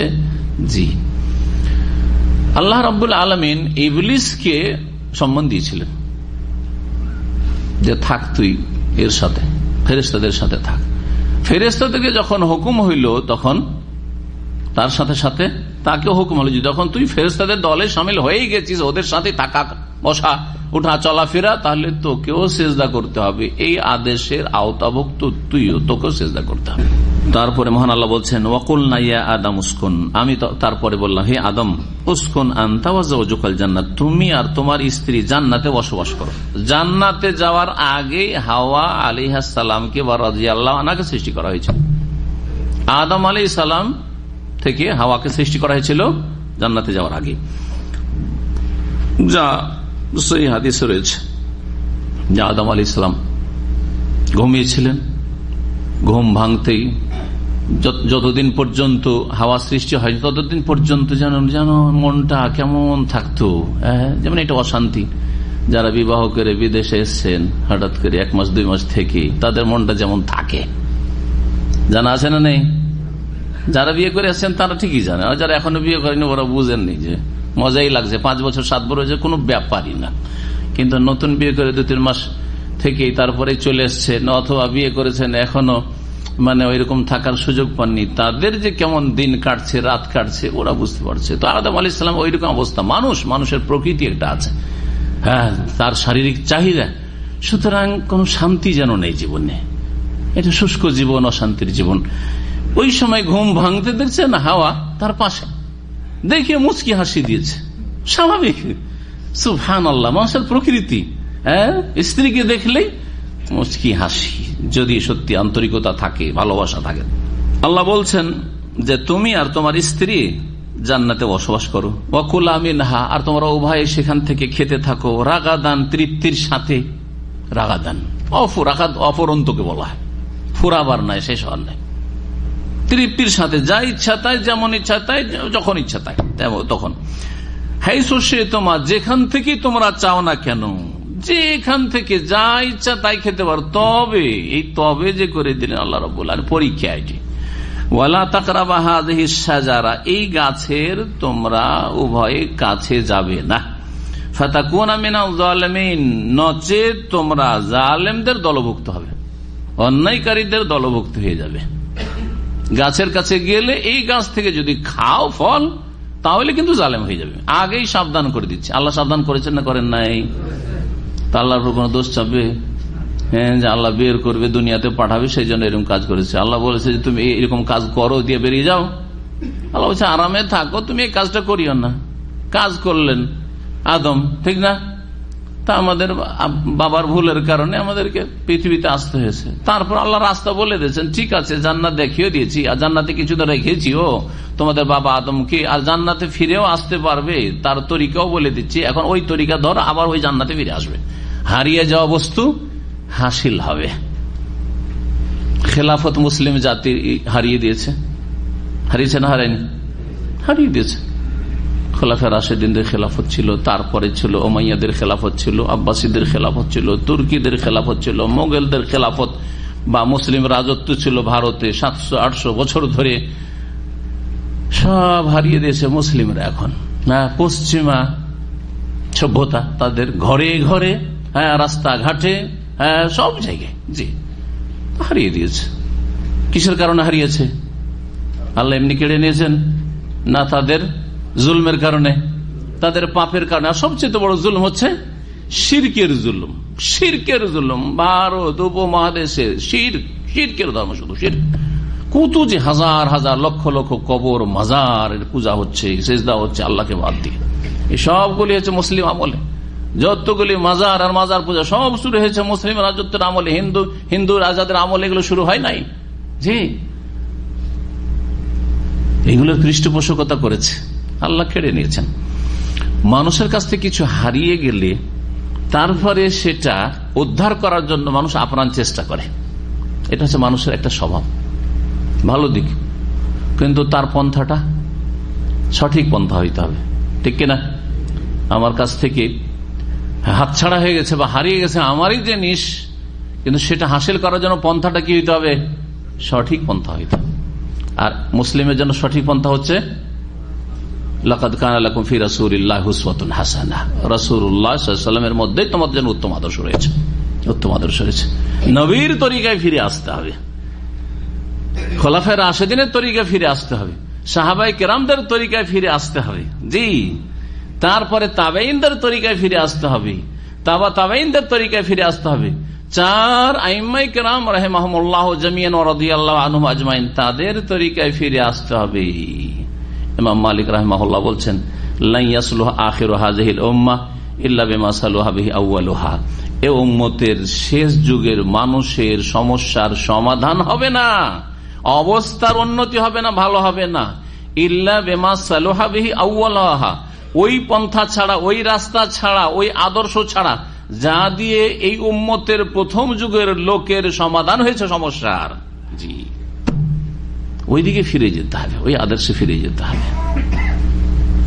দিনের অপব্যাখ্যা না করে, ভুল ব্যাখ্যা না করে, আর মানুষের 50-60 বছর আগের মন্ত্রতন্ত্র আর ওই সব মতবাদ নিয়ে ছোটাছুটি না করে, আর পশ্চিমাদের মতবাদ কিছু তাদের নিলাম, কিছু আমাদের নিলাম, লক্ষ্য উদ্দেশ্যটা ইসলামের, আর পন্থাটা হচ্ছে কার? ইহুদি নাসারাদের। এইরকম রাস্তা ধরলে কিয়ামত পর্যন্ত কখনো লাই ইয়াসলুহা আখিরু হাযিহিল উম্মাহ, সমাধান হবে না। যেমন গ্রামে মেলা অভাবী গরিব আছে, আর কিছু অল্প ধনী লোকের আছে, তাদের অনেক টাকা পয়সা আছে, কিন্তু এই ধনী লোকগুলি সব হচ্ছে কৃপণ বখিল, দান খেরাত করতে চায় না। হ্যাঁ, তখন কিছু গ্রামের চোর ডাকাত তৈরি হলো, আর তৈরি হওয়ার পরে বলছে যে তোরা খাওয়াবি না গ্রামের গরিবকে, তোদের বাড়ি থেকে ডাকাতি করব, ছিনতাই করব, লুটপাট করব, করে গ্রামের গরিবকে কি করব, খাওয়াবো। গ্রামের গরিবকে খাওয়াবো কথাটি ভালো কথা না মন্দ? ভালো কথা। কিন্তু ধনীদের বাড়ি থেকে লুটপাট করে, ডাকাতি করে, মারধর করে কেড়ে খাওয়াবো কথাটি ভালো না মন্দ? মন্দ। বুঝতে পেরেছেন? হ্যাঁ, রাষ্ট্রীয় পর্যায়ে ইসলামের আইনের বাস্তবায়ন হোক, কথা খুব সুন্দর, কোরআন সুন্নাহর কথা, দণ্ডবিধান কায়েম হোক, প্রতিষ্ঠা হোক, চোরের হাত কাটা হোক, খুব সুন্দর কথা, চোরের মদের দোকান বন্ধ করা হোক, লাইসেন্স বন্ধ করা হোক, খুব সুন্দর কথা, তার আগে শিরক বন্ধ করা হোক, সবচেয়ে সুন্দর কথা। মাজার থাক, ওগুলো মাথার ব্যথা নয়, পীর মুরিদি থাক, শিরক কুফরি থাক, কোনো মাথার ব্যথা না, ওগুলো হচ্ছে গরিবদের শিরক, ধনীদের শিরক উৎখাত করতে হবে। তাদের কাছে মদ খাওয়া হচ্ছে শিরকের চাইতে বড় অপরাধ, সেই জন্য মদ, জুয়া খেলা শিরক কুফরির চাইতে বড় অপরাধ, গায়রুল্লাহর সেজদার চাইতে বড় অপরাধ। এই জন্য তাদের ভাষায় এই কথা কখনো শুনবেন না। মাঝে মধ্যেই আপনি এই আলোচনাগুলি তাদের শুনতে থাকবেন, এই সব গুমরাহদের, যে তাহলে দেশ থেকে মদ জুয়া কেমন করে উঠবে, এই কথা কোনদিন শুনেছেন? তাহলে দেশের কবর মাজার কি করে পাকা গলে কি করে নিশ্চিহ্ন হবে, দেশ থেকে শিরক কেমন করে উৎখাত হবে, এইসব কথা শুনেছেন? কখনো শুনবেন না। মদ আর জুয়া, মদ আর জুয়া, মদ জুয়া কেমন করে উঠবে? তাহলে তাদের কাছে মদ জুয়ার অপরাধ শিরকের অপরাধ চাইতে বড়। আর শিরকের অপরাধটা না, ওটা অজ্ঞতার কারণে হচ্ছে, ওটা অজ্ঞতার কারণে হচ্ছে। আর মদ খাওয়া অজ্ঞতার কারণে হয় না। হ্যাঁ, মদ খেলে ফাসেক হয় রে বাবা। হ্যাঁ, আর জেনা করলে ফাসেক হয়, হালাল না মনে করলে। তারপরে জুয়া খেললে ফাঁসে গুনাহগার হয়, ইসলাম থেকে খারিজ হয় না। কিন্তু শিরক করলে ইসলাম থেকে খারিজ, চিরকালে জাহান্নামী হয়। এই অবস্থায় মারা গেলে কখনো শাফাআত হবে না। বুঝার চেষ্টা করুন। জি, এখন কথাগুলি তো ভালো, চোরের হাত কাটবো, কথা খারাপ না ভালো? কথা ভালো, কিন্তু চোরের হাত যারা কাটতে পারবে তারা তো কাটছে না। হ্যাঁ, আর আমরা তো কাটতে চাই, কিন্তু আমরা তো যেতে পারছি না। সুতরাং যাব কিভাবে? আব্রাহাম লিঙ্কনের তরিকায় যাওয়া। কথা বুঝতে পেরেছেন? আমরা যেতে পারছি না, একটা রাস্তা শুধু দেখছি যাওয়ার, সেটা হচ্ছে আব্রাহাম লিঙ্কন ইহুদির তরিকা, গণতন্ত্র। সুতরাং সেই তরিকে যাবে। এটা হচ্ছে গ্রামের বা ধনীর বাড়িতে চুরি ডাকাতি করে গ্রামের গরিবকে খাওয়ানো। বুঝতে পেরেছেন না? পারেন নাই? আল্লাহ যেন বুঝার তৌফিক দান করেন। আর মজার কথা কি, এরকম সত্য ঘটনা, বিহারে এক বড় কুখ্যাত ডাকাত ছিল। আমার এক ক্লাসমেট বিহারের ছিল, পড়াশোনা করেছে আমার সাথে। তো বলছে যে বড় এক ডাকাত ছিল, সে বড় বড় ব্যাংকে ডাকাতি করতো, আর ডাকাতি করে 1 পয়সা খেত না। সে ডাকাতি করে নিয়ে গরিব দুঃখীকে দান করে দিত। বুঝতে পেরেছেন? তো ঠিক ওই রকমই, হ্যাঁ, চোরের হাত কাটবো আমরা, এইসব দণ্ডবিধান বাস্তবায়ন করব, হ্যাঁ, শাসন ব্যবস্থা ইসলামিক করব। আল্লাহ জানেন আর এদের সৎ নিয়ত আছে কিনা, সেটা তো আলাদা কথা। কিন্তু কথা হচ্ছে যে তাদের আচার আচরণ প্রমাণ করে যে না, কারণ তাদের মুরব্বীদের বক্তব্য আজকাল ছড়িয়ে ছিটিয়ে আছে, বড় বড় মুরব্বীদের, আন্তর্জাতিক যারা মুরব্বী, তাদের যে আমাদের মাঝে আর খ্রিস্টানদের মাঝে আকীদাগত তেমন পার্থক্য নেই। এই বক্তব্য ইউসুফ কারজাবিরও, আর এই বক্তব্য আপনার মুরসির, আমি নিজের কানে শুনেছি, মুরসির আর কারজাবির বলছে যে খ্রিস্টানদের সাথে আমাদের তো আকীদা কোনো পার্থক্য নেই। জি, এদের দ্বারা দণ্ডবিধান কি কাম? যারা বলছে খ্রিস্টানরাও তৌহিদবাদী, আমরাও তৌহিদবাদী, নাকি খ্রিস্টান ও মুসলিম, আমরাও মুসলিম। জি, এই আশ্চর্য হয়ে যাবেন আপনি। সুতরাং এই ধোকায় থাকবেন না। আর তারপরে ইমাম মালিক বলছেন, কোরআন সুন্নাহ তার আগে বলছে যে নবীর তরিকে আসতে উসওয়া হাসানা রাসূলুল্লাহ সাল্লাল্লাহু আলাইহি ওয়াসাল্লাম। বোঝা গেছে কিনা? তারপরে খোলাফা রাশেদিন, আর না আব্রাহাম লিঙ্কনের গণতন্ত্রতে আমরা ওইখানে যাব, আর যাওয়ার পরে তখন চোর ডাকাতের হাত কাটবো, এই করবো সেই করবো, আমরা দণ্ডবিধান কায়েম করবো, যেন শাস্তি দেবো, মদ জুয়াকে দেশ থেকে শেষ করবো ইত্যাদি। আল্লাহ যেন হেদায়েত দান করেন। আর আল্লাহ জনগণকে যেন বিভ্রান্তি থেকে বাঁচান। জনগণ বড় বিভ্রান্ত হচ্ছে, জনগণকে এইসব বিভ্রান্তি থেকে যেন আল্লাহ যেন বাঁচিয়ে রাখেন। আর আল্লাহ রাব্বুল আলামিনের কাছে যে হেদায়েত চাবে সে হেদায়েত পাবে, আর যে বলবে যেন আমি হেদায়েতে আছি সে কখনো হেদায়েত পাবে না। ইহদিনাস সিরাতাল মুস্তাকিম, অন্তর থেকে বলেন ইহদিনাস সিরাতাল মুস্তাকিম, আল্লাহ সোজা পথ আমাদেরকে দেখাও, যেই পথ আম্বিয়া রসুলগণের পথ, যেই পথ মুহাম্মদুর রাসূলুল্লাহ সাল্লাল্লাহু আলাইহি ওয়াসাল্লাম, খোলাফায়ে রাশিদিন, সাহাবায়ে কেরাম, আইম্মায়ে আরবার পথ। বলছেন আল্লাহ রাব্বুল আলামিন কি, যে খেতে থাকো, ওয়ালা তাকরাবু হাযিহিশ শাজারা ফাতাকুনা মিনাজ জালিমিন। এই গাছের কাছে, যে এই গাছটি কি ছিল, এই নিয়ে তাফসীরকারদের মেলা মত রয়েছে। আমাদের দেশে প্রসিদ্ধ আছে, গাছটা কিসের ছিল, কি খেয়েছিল? হ্যাঁ, গন্ধম। গন্ধম মানে কি দেখছেন, আমাদের দেশের লোকেরা ফার্সির এত তাদের আসক্তি যে গম বলেন না, নিজের বাড়িতে বলছে গমের রুটি, আর যখন আদমের খাওয়ার ব্যাপার আসছে তখন আরবি বলছে না, হিন্তাতুন বলতো, আরবি বলার তৌফিক হয় না, কি বলছে ফার্সি। হ্যাঁ, গন্ধম খেয়েছিল। জি, তো আর একটি মত হচ্ছে যে আঙ্গুর, আল কারাম, এনাব, আর কিছু আর কিছু আর কিছু। আচ্ছা, যাই কিছু খাই, হ্যাঁ, তাতে কোনো লাভ আছে না লস আছে? গাছটি জেনে আমার একটু লাভ হয়েছে, এরকম কিছু হবে? গাছটি জানতে পারিনি সেই জন্য লস হয়ে গেছে, এমন ব্যাপার আছে নাকি? সুতরাং এই গাছ জানার পিছনে ছুটা, এটা হচ্ছে অসার কাজ, লঘু। জি, যার ফলে তাফসীরকারগণ এই সবের পিছনে পড়েননি। ইমাম ইবনে কাসির রাহমাতুল্লাহ বলছেন যে এইসব কথা আর কোনো ভিত্তিও নেই, আর এসবের পিছনে পড়ার কোনো দরকার নেই। একটা হুকুম, আল্লাহ একটা হুকুম দিয়ে পরীক্ষা করবেন, একটা নিষেধাজ্ঞার মাধ্যমে আল্লাহ পরীক্ষা করেন যে এই গাছের কাছে যাবে না। উদ্দেশ্যই ছিল ওই গাছ ক্ষতিকর, ওই গাছের কাছে গেলে আল্লাহর নাফরমানি হলে আল্লাহ নিষেধ করেছে সেই জন্য। আসল বিষয় হচ্ছে আল্লাহর নাফরমানি করিও না। আসল কি? আল্লাহর নাফরমানি করিও না। আল্লাহ এখানে যেতে নিষেধ করেছে, যেও না। ফাযাল্লাহুমুশ শাইতানু আনহা, অতঃপর আদম এবং হাওয়া উভয়ের শয়তান পদস্খলন ঘটালো, আনহা ওই গাছের মাধ্যমে। আনহা মানে বেসাবাবে, ওই গাছের মাধ্যমে কি করলো? পদস্খলন ঘটালো, ওই গাছের ফল খাওয়িয়েই দিল। ফাআখরাজাহুমা মিম্মা কানা ফি, অতঃপর তাদের দুইজনকে বের করে দিল ওই সব নিয়ামত থেকে, ভোগের সামগ্রী থেকে, যাতে তারা অবস্থান করছিল জান্নাতে।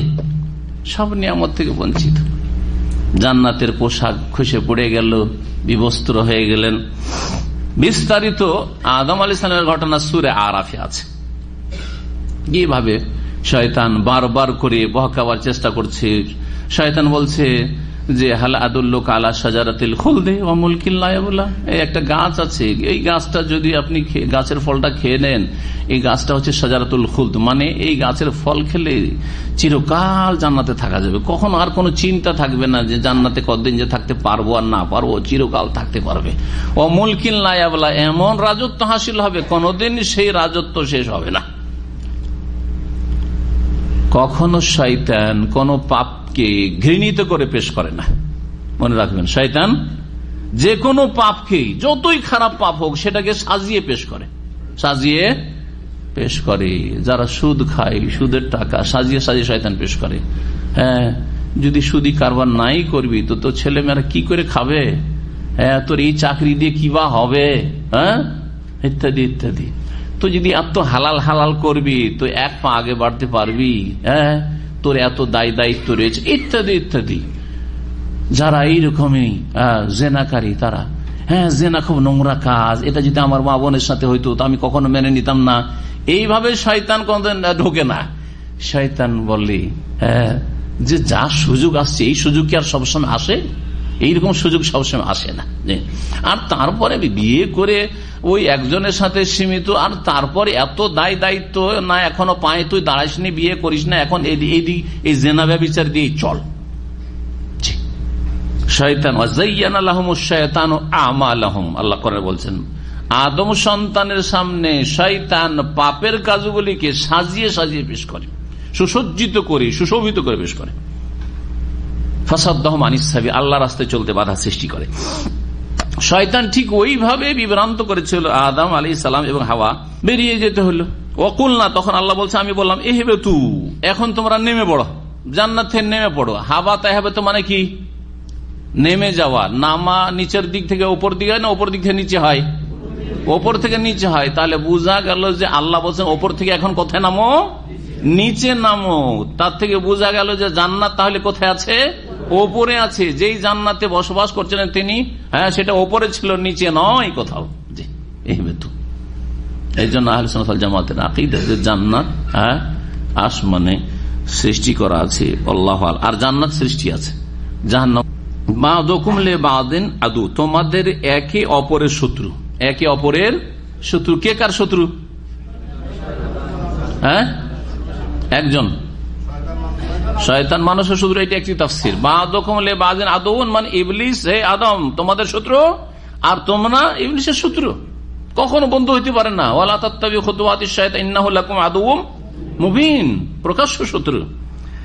আর দ্বিতীয় তাফসীর হচ্ছে বা'দুকুম লিবা'দিন আদুন, এখন জমিনে নেমে যাও, ওখানে গিয়ে পারস্পরিক সম্পর্ক তোমাদের ভালো থাকবে না। এক মানুষ আর এক মানুষের সাথে দুশ্মনী করতে থাকবে, লেগেই থাকবে। এগুলো মানুষ মানুষের সাথে দুশ্মনীতে লেগেই থাকবে। অনেকে অনেকের সাথে দুশ্মনী করে চলতে থাকবে। সুতরাং এটা কোরআনে কারিমের কথা। দুশ্মন আপনার থাকবে, আমার থাকবে। দুশ্মন শেষ করতে পারবেন না। দুশ্মন যদি কেউ শেষ করতে পারতেন তো তিনি প্রথম হইতেন মুহাম্মদ রাসূলুল্লাহ সাল্লাল্লাহু আলাইহি ওয়াসাল্লাম। ওয়ালাকুম ফিল আরদি মুস্তাকাররুম ওয়া মাতাউন ইলা হিন, এবং তোমাদের জন্য পৃথিবীতে কি রয়েছে? অবস্থান রয়েছে। মুস্তাকার, বাসস্থান। যাও, স্থায়ী বাসস্থান মুস্তাকার না, সেখানে কিছুদিন থেকে নাও, যা তোমাদের জন্য সেখানে অবস্থান। অমাতাউন ইলাহি, এবং কিছু কালের জন্য সেখানে তোমাদের জন্য উপজীবিকা রয়েছে, রিজিক, ভোগের সামগ্রী রয়েছে। যাও, ওখানে কিছু ভোগ করো, আর তারপরে তোমাদের মওত আসবে, আর দুনিয়া থেকে বিদায় হবে, বদলার জগতে চলে যাবে, কর্মজগৎ থেকে। ভুল তো করে ফেললেন আদম আলাইহিস সালাম, তারপরে বুঝতে পারলেন যে আমি তো ভুল করে ফেললাম, এখন কি করি? জানেন না যে আল্লাহকে কেমন করে ডাকতে হয়। আল্লাহ যে কত আরহামুর রাহিমিন, দয়ালু, তিনি নিজেই শিখাচ্ছেন কিছু বাক্য, যে এই বাক্যগুলি পড়ে আমার কাছে তওবা করো, ক্ষমা প্রার্থনা করো, আমার কাছে ভুল স্বীকার করো, তাহলে আমি তোমাদেরকে ক্ষমা করে দেব। জি, ভালো বাপ মা ছেলে মেয়েদের, আর সব প্রায় বাপ মাই ভালো থাকে এই ক্ষেত্রে। ছেলে মেয়েরা যতই খারাপ হয়ে যায় তারপরেও ভালো করার জন্য শিখিয়ে দেয়। মা যদি শক্ত হয়ে যায়, বাপ শিখিয়ে দেয় যে ভুল স্বীকার কর তোর মার কাছে, তোর মা রাজি হচ্ছে না, ঠিক না? বাপ শক্ত হয়ে গেছে, তখন মা শিখিয়ে দেয় যে ভুল স্বীকার করে তো হাত ধরে নে, পা ধরে নে, এই ভাষা এইভাবে বল, তোকে মাফ করে দিবে। মায়া, আল্লাহ রাব্বুল আলামিন বাপ মার চাইতে বেশি মায়া করেন, বাপ মার চাইতে বেশি তিনি অতি দয়ালু আরহামুর রাহিমিন তিনি। ফাতালাক্কা আদম মির রাব্বিহি কালিমাত, আদম আলাইহিস সালাম প্রাপ্ত হলেন তার প্রতিপালকের পক্ষ থেকে কয়েকটি শব্দ, মানে কয়েকটি বাক্য। সেগুলি কি ছিল? সূরা আরাফে উল্লেখ করা হয়েছে। কালা, উভয় বলেছিলেন এই দোয়াটি, রব্বানা, হে আমাদের প্রতিপালক, যালামনা আনফুসানা, আমরা নিজেদের উপর কি করেছি? জুলুম করেছি। আল্লাহ বলেই দিয়েছিলেন যে ওয়ালা তাকরাবা হাযিহিশ শাজারা, গাছের কাছে যেও না, ফাতাকুনা মিনাজ জালিমিন, তাহলে জালেম হয়ে যাবে, গেলেই জালেম হয়ে যাবে। স্বীকার করছে, এখন বুঝতে পেরেছেন। যালামনা আনফুসানা, নিজেদের উপর জুলুম করেছি। কোন মানুষের উপর জুলুম করেছিল? তাহলে নিজের উপর জুলুম করা মানে অন্যায় কাজ, আল্লাহর কোন নাফরমানি করা হচ্ছে জুলুম। জি, জুলমের প্রকরণগুলি বহুবার বলেছি, আর ফেরাচ্ছি না। ওয়াইল্লাম তাগফির লানা ওয়া তারহামনা, হে আল্লাহ তুমি যদি আমাদের ক্ষমা না করো এবং আমাদের উপর দয়া না করো, লানাকুনান্না মিনাল খাসিরিন, তাহলে আমরা ক্ষতিগ্রস্তদের অন্তর্ভুক্ত হয়ে যাব। ফাতাবা আলাইহি, আল্লাহ তখন তার তওবা কবুল করলেন। ইন্নাহু হুয়াত তাওয়াবুর, নিশ্চয় তিনি বড়ই তওবা গ্রহণকারী বা তওবার তৌফিক দাতা এবং বড় দয়ালু। কোরআনে কারীমের দোয়া হচ্ছে আদম আলাইহিস সালাম এই দোয়া করেছিলেন, তাই না? আর আমাদের দেশের বিদআতপন্থীরা তাদের ওয়াজ মাহফিলে, তাদের কিতাবাদিতে কি লিখে যে আদম আলাইহিস সালাম যখন আল্লাহ সৃষ্টি করলেন তখন আরশের দিকে তাকালেন, তাতে লেখা আছে লা ইলাহা ইল্লাল্লাহ মুহাম্মাদুর রাসূলুল্লাহ। ওইটা দেখে মনে ছিল, জান্নাতে যখন তাড়িয়ে দেওয়া হইল তখন মনে হলো যখন আল্লাহর সাথে মিলিয়ে যখন নাম লেখা আছে মোহাম্মদের, তাহলে কোন বড় ব্যক্তিত্ব নিশ্চয় আছেন যার আল্লাহর কাছে মাকাম মর্তবা আছে। সুতরাং নবীর, আমাদের শেষ নবীর ওসিলা ধরে আল্লাহ তোমার শেষ নবীর ওসিলাই আমাদের গুনাহ খাতা মাফ করে দাও। এই যে কিচ্ছা ওয়াইজদের আমাদের দেশের, আলেম সমাজের অধিকাংশ আলেমদের এইসব বক্তব্য। এই কথাটি জাল কথা, হাদিস মুস্তাদরাক হাকিমে আছে এবং হাদিসের সনদ সহিহ নয়, ভিত্তিহীন হাদিস। 1 নম্বর, হাদিস সহিহ নয়, ভিত্তিহীন। 2 নম্বর কথা যে কোরআন বিরোধী। কোরআন কি বলছে যে এই বাক্যগুলি শিখানো হয়েছিল, এখানে বলা হয়েছে কালেমাত, আর এই কালেমাতের ব্যাখ্যা করে দেওয়া হয়েছে সূরায়ে আরাফে। সূরা আরাফে তাফসীর আমাদের হয়ে গেছে, সেখানে আপনারা জেনে নিতে পারবেন অথবা সেই আয়াতগুলি পড়ে নিতে পারবেন। আল্লাহ বলছেন কুলনা, আমি বললাম, ইহবিতু মিনহা জামিআন, তোমরা এখান থেকে নেমে পড়ো সকলে, স্বামী স্ত্রী নেমে পড়ো এখান থেকে। ফাইম্মা ইয়াতিয়ান্নাকুম মিন্নী হুদা, তারপরে শুনে নাও আমার পক্ষ থেকে যদি তোমাদের নিকটে কোন দিক নির্দেশনা আসে, হেদায়াত নামা আসে, আসমানি বিধান আসে। আসমানি বিধানকে, আল্লাহর আদেশ নিষেধকে হেদায়াত বলা হয়েছে। ফামানিত্তাবা হুদায়া, সুতরাং যারা আমার দিক নির্দেশনার অনুসরণ করবে, আমার হেদায়াত নামার উপর আমল করবে, ফালা খাউফুন আলাইহিম ওয়ালা হুম ইয়াহজানুন, তাদের কোনো ভয়ও নেই আর তারা চিন্তিত হবে না। আল্লাহ রাব্বুল আলামিন বলে দিলেন যে জান্নাত থেকে তো তোমাদেরকে নামিয়ে দেওয়া হইলো, কিন্তু জান্নাতে যাওয়ার পন্থাটাও তোমাদের শিখিয়ে দেওয়া হইলো। জি, নেমে পড়ো। আর তারপর আমার পক্ষ থেকে যদি হেদায়েত আসে, শুধু তোমার জন্য না, কিয়ামত পর্যন্ত তোমার সন্তানরা যতদিন পর্যন্ত আসতে থাকবে, কিয়ামত হওয়া পর্যন্ত যদি আমার পক্ষ থেকে হেদায়েত নিয়ে আসে কোন নবী রাসূল, জি, আর শেষ রাসূল সাল্লাল্লাহু আলাইহি সমস্ত মানুষের জন্য এই হেদায়েত নিয়েছেন কোরআনে কারীম। ফামানিত্তাবা হুদায়া, আমার হেদায়েতের অনুসরণ, কোরআনে কারীমের যারা অনুসরণ করবে, নবী মুহাম্মদ সাল্লাল্লাহু আলাইহি সাল্লাম হাদি এবং বশির তার অনুসরণ করবে, ফালা খাউফুন আলাইহিম, তাদের কোনো ভয়ও নেই, কোনো চিন্তা নেই। ওয়াল্লাযীনা কাফারু, পক্ষান্তরে যারা অমান্য করবে, ওয়াকাযাবু বিআয়াতিনা, আমার আয়াতসমূহকে মিথ্যা প্রতিপন্ন করবে, উলাইকা আসহাবুন নার, তারাই হবে জাহান্নামের অধিবাসী, হুম ফিহা খালিদুন, সেখানে তারা চিরকাল বসবাস করবে। ইয়া বনি ইসরাইল, এখন আদম আলাইহিস সালামের ঘটনা শেষ হলো। বনি ইসরাইল, বনি ইসরাইল কাদেরকে বলা হয়? বনি আসলে ছিল বনিন। বনিন মানে হচ্ছে ইবনুনের জমা হচ্ছে বানুন এবং বনিন। আল মাল ওয়াল বানুন জিনাতুল হায়াতিদ দুনিয়া।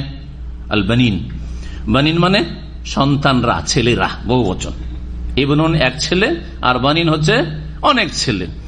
আর ইসরাইল কার নাম? ইয়াকুব আলাইহিস সালামের উপাধির নাম, লাকাব। ইয়াকুব তার নাম, আর তার লাকাব ছিল ইসরাইল। ইসরাইলের অর্থ তাদের ভাষায়, সেই ভাষায় ইল মানে আল্লাহ হইতো, আর ইসরা মানে হচ্ছে আব্দ। তার মানে কি হলো? ইসরাইল মানে আব্দুল্লাহ। ইসরাইল মানে হচ্ছে আব্দুল্লাহ। তো তার উপাধি ছিল আব্দুল্লাহ, আল্লাহর বান্দা তিনি ছিলেন। ইয়াকুব আলাইহিস সালাম আল্লাহর নবী এবং বান্দা ছিলেন। তো ইয়াকুব আলাইহিস সালামের কয় ছেলে ছিলেন? 12 ছেলে।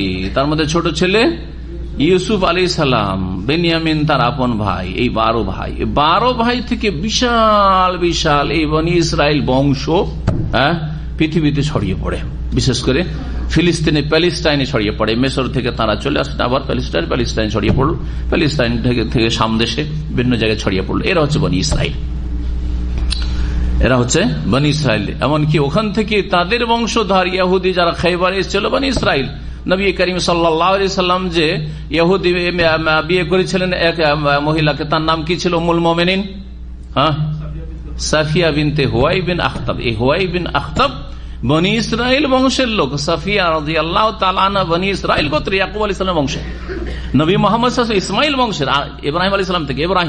ইব্রাহিম থেকে 2টো শাখা, একটা হচ্ছে কোন দিকে? ইসমাইল বংশ, মুহাম্মদ সাল্লাল্লাহু আলাইহি ওয়াসাল্লাম সেই বংশে।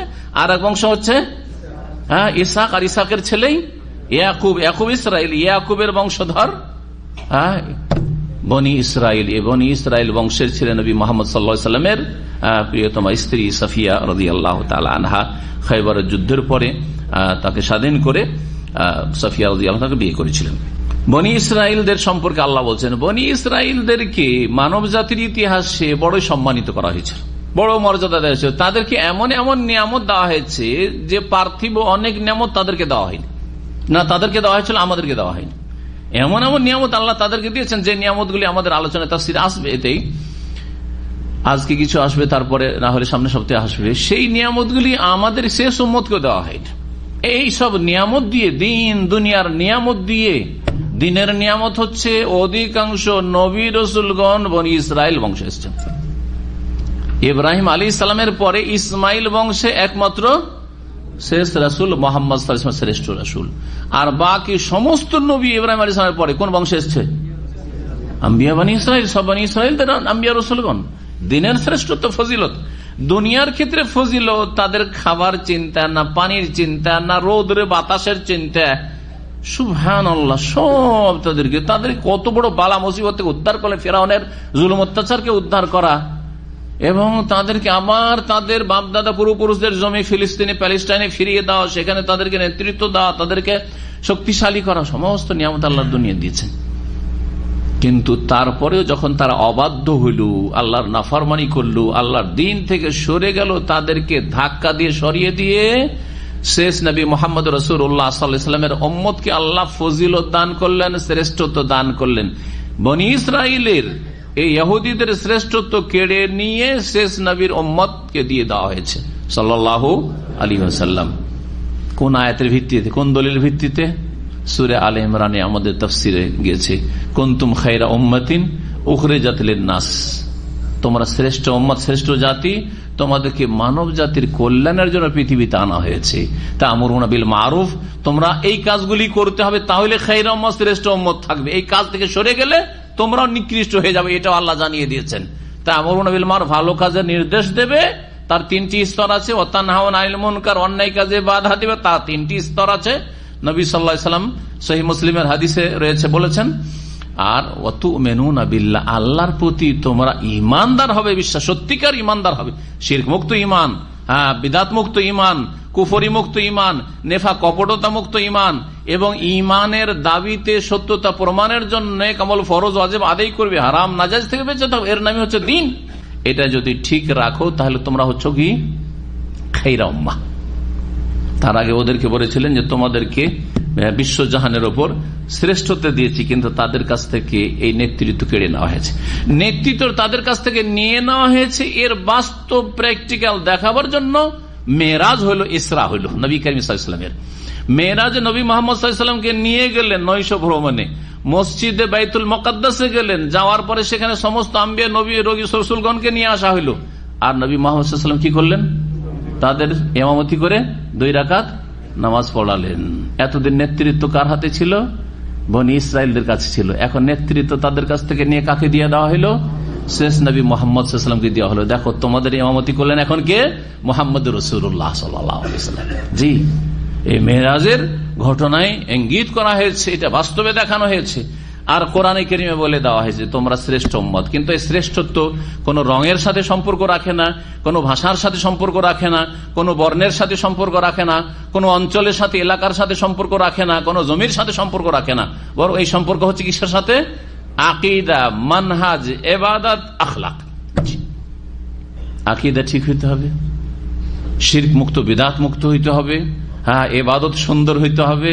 আল্লাহুম্মা আইন্নী আলা যিকরিকা ওয়া শুকরিকা ওয়া হুসনে ইবাদত থেকে আখলাক, চরিত্রের অধিকারী, উত্তম চরিত্রের অধিকারী হইতে হবে। জি, তোমাদের মধ্যে সবচেয়ে শ্রেষ্ঠ কে?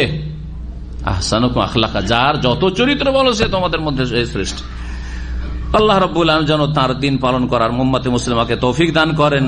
তার আগে আমাদেরকে যেন আল্লাহ রাব্বুল আলামিন অগ্রগামী করেন। বলছিলাম বনি ইসরাইলদের কথা শুনুন এখন। ইয়া বনি ইসরাইল, হে ইসরাইল বংশের লোকেরা, উযকুরু নি'মাতি, আমার নিয়ামতকে স্মরণ করো, আল্লাতী আনআমতু আলাইকুম, যা তোমাদের উপর অনুগ্রহ করেছি। আমার নিয়ামত, আমার অনুগ্রহ স্মরণ করো। আল্লাতী আনআমতু আলাইকুম, যা দিয়ে তোমাদের উপর কি করেছি? অনুগ্রহ করেছি। ওয়া আউফু বিআহদি, এবং আমার সাথে কৃত চুক্তি তোমরা পূর্ণ করো। আল্লাহর সাথে যে চুক্তি হয়েছে, অর্থাৎ আল্লাহর দিন মেনে চলবে।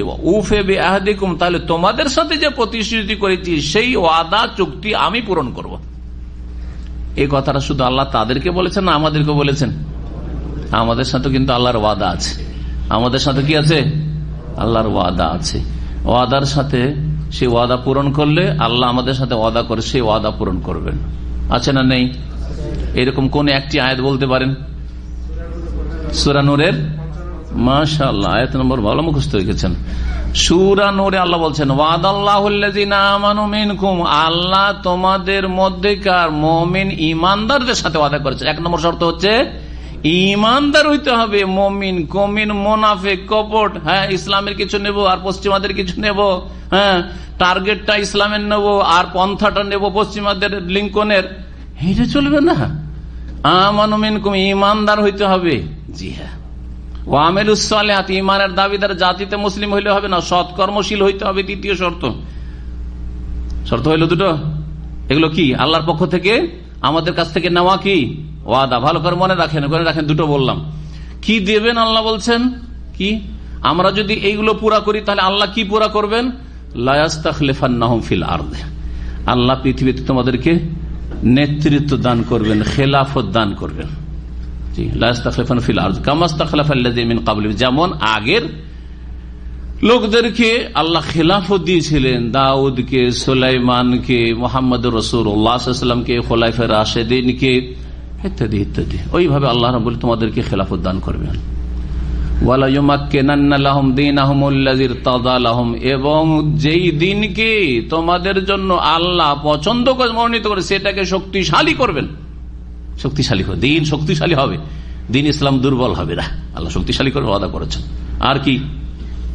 ওয়ালা ইউবাদদিলান্নাহুম মিন বাদি খাউফিহিম আমনা, ভয় লাগছে, ভয়ের পরে ভয়কে দূরে সরিয়ে দিয়ে আল্লাহ তোমাদের জন্য নিরাপত্তা প্রতিষ্ঠা করবেন, নিরাপদ রাখবেন তোমাদেরকে, নিরাপদ জীবন দান করবেন তোমাদেরকে। আজকে ভয়ে ভীত, হ্যাঁ ইসলাম নিয়ে চলাফেরা করতে ভয় লাগে কেন? আমাদের চলন দোষে। ভয় দূর করে দিবেন। মক্কায় সাহাবায়ে কেরামদেরকে ভয় লাগতো, মদিনা আসার পরে ভয় দূর হলো ধীরে ধীরে, বিশেষ করে মক্কা বিজয়ের পরে আর কোনো ভয় থাকলো না। সুবহানাল্লাহ, আল্লাহ ওয়াদা করেছেন এগুলি। আল্লাহর ওয়াদা, তাহলে আল্লাহ এই তিনটি দেবেন। বোঝা গেছে কিনা? এই তিনটা নিলে কি করতে হবে? একটু আগে বলেছি, একটা ঈমান, আর একটা কি? হ্যাঁ সৎ কাজ। সৎ কাজগুলি যেগুলি আল্লাহ করতে বলেছেন আর যেগুলিতে বাঁচতে বলেছেন বাঁচবে। আর তারপরে শেষখানে আরো দুটি শর্ত লাগাচ্ছেন। কি? ইয়াবুদুনানি, একমাত্র আমার ইবাদত করবে।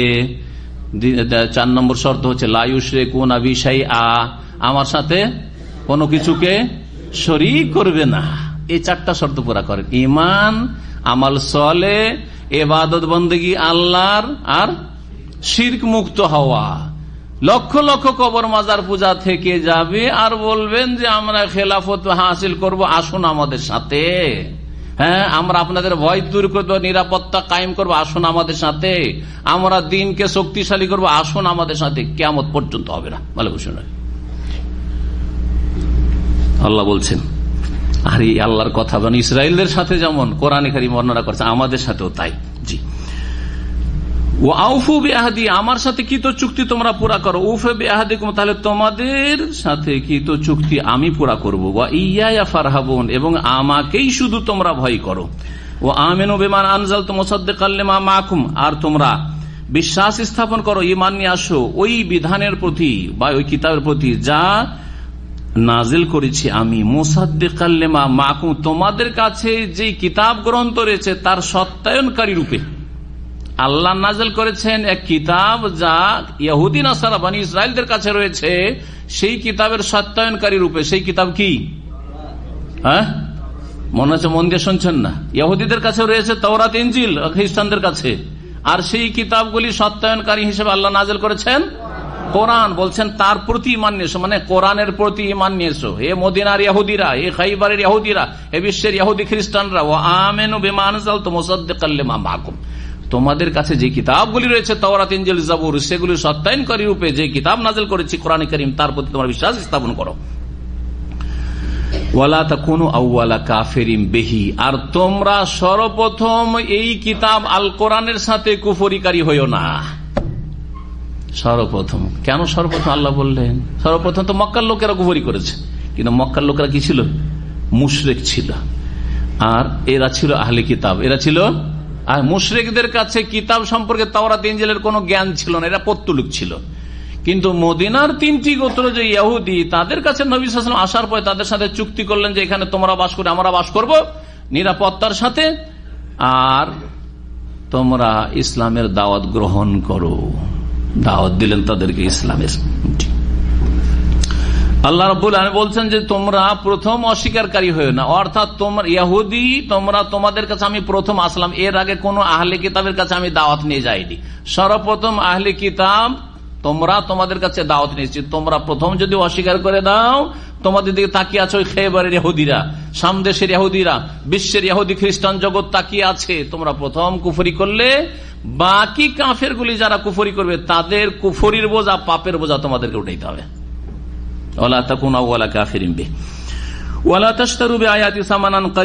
এবং আমার আয়াতকে তোমরা বিক্রি করিও না অল্প মূল্যে। অল্প মূল্যে বিক্রি করি, বেশি মূল্য হলে বিক্রি করা যাবে নাকি? হ্যাঁ, কোরআন খানি বক্সাতে যদি 100 টাকা করে বক্স হবে, 1000 টাকা হয়, তাহলে বিক্রি করিও না, মানে কোরআন বক্সাতে যেও না। কিন্তু যদি বললে যে এক খতম পার খতমে 1 লক্ষ টাকা, তাহলে অসুবিধা নেই নাকি? হ্যাঁ, আল্লাহ বলছেন সামানান কালিল, অল্প মূল্যে বিক্রি করি, বেশি মূল্যে বিক্রি করিও। তাবিজ 2, 4, 5 টাকায় বিক্রি করিও না, কিন্তু 10,000, 20,000 টাকার, 5,000 টাকার তাবিজ হলে বিক্রি করো নাকি? সবগুলি ধর্ম ব্যবসা, এগুলো চলবে না। তো সামানান কালিলা বলতে কি বোঝানো হয়েছে? সামানান কালিলা বলতে সারা পৃথিবীর ধন সম্পদকে বোঝানো হয়েছে।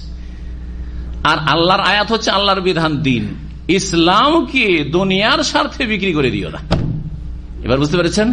সারা দুনিয়া একদিকে রাখেন আর দিনে ইসলামের বিধিবিধান তৌহিদ একদিকে রাখেন।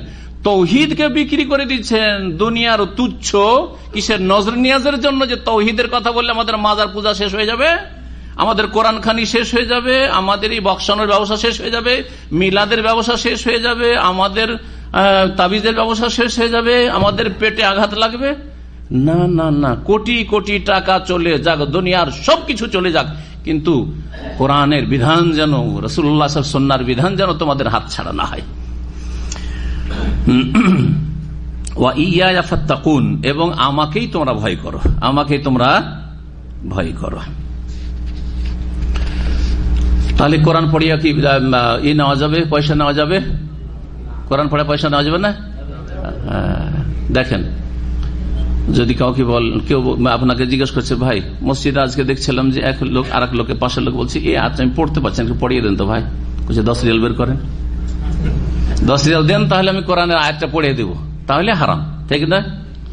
কিন্তু যদি আরেকজন বলছে যে ভাই আমাকে প্রতিদিন 1 ঘন্টা করে পড়িয়ে দিতে, একটু কোরআনটা শিখিয়ে দিতে হবে, প্রতিদিন 1 ঘন্টা করে কোরআন শিখিয়ে দিতে হবে, বলছে তাহলে ভাই 200 টাকা লাগবে, জায়েজ আছে কিনা? এখানে তো বিক্রি করা হয়েছে, চলবে এই যুক্তি? ওই যে আপনাকে 1 ঘন্টা দিতে আসবে, আসতে যেতে, আর তারপর ওই যে 1 ঘন্টা দিল, ওই 1 ঘন্টা সে রুজি রোজগার করতে পারবে না? না সে ফেরেস্তা হয়েছে, পেট বেঁধে এসছে? হ্যাঁ, বোঝা গেছে কিনা? সুতরাং কোরআনের তালিম দিয়ে বেতন নেওয়া যাবে, তবে এই ক্ষেত্রে দুনিয়া লোভী হইতে হবে না। একজন লোক পয়সাওয়ালা 200 রিয়াল দিতে পারছে, আর একজন লোক গরিব মানুষ কোরআন শিখতে বেশ আগ্রহী, সে 100 টাকা দিতে পারছে, আপনি শিখান আল্লাহর রাস্তায়। যদি বলেন না না আমার 200 রেটে 200তে 199 হয় না, তাহলে আপনি দুনিয়াদার, তখন এই কোরআনের আয়াতের আওতাভুক্ত হবে না। একটা লোক বলছে যে ভাই আমার কাছে কোনো পয়সা নেই, চাকরি নেই, বিদেশে এসেছি, কোরআন শিখিনি, খুব আক্ষেপ লাগছে, আমি কোরআন শিখতে চাই, যদি আল্লাহর রাস্তায় একটু শিখে দেন। বলছে না ভাই আমার রেট কমবে না, আমি আমার মার্কেট খারাপ করবো না, চলবে? হারাম, তখন হারাম হবে। এই জন্য যেসব ওলামা ফুকাহারা, কিছু ইখতিলাফ ছিল মাসাজে কোরআনের তালিম দিয়ে বা মাদ্রাসায় পড়িয়ে পয়সা নেওয়া যায় কিনা, এই বিষয়ে ইখতিলাফ ছিল। প্রথম হানাফি মযহাবে যে হারাম ছিল, ওলামায়ে দেওবন্দ সেটাকে জায়েজ করেছে, কারণ দেখলো যে যদি বলি যে দেওবন্দে পড়িয়ে বা মাদ্রাসায়, কওমি মাদ্রাসায় পড়িয়ে বেতন নিতে পারবে, ওইদিকে আলিয়া মাদ্রাসায় তো সরকার কিছু দিচ্ছে পয়সা, কিন্তু কওমি মাদ্রাসায় তো সরকার দিবে না।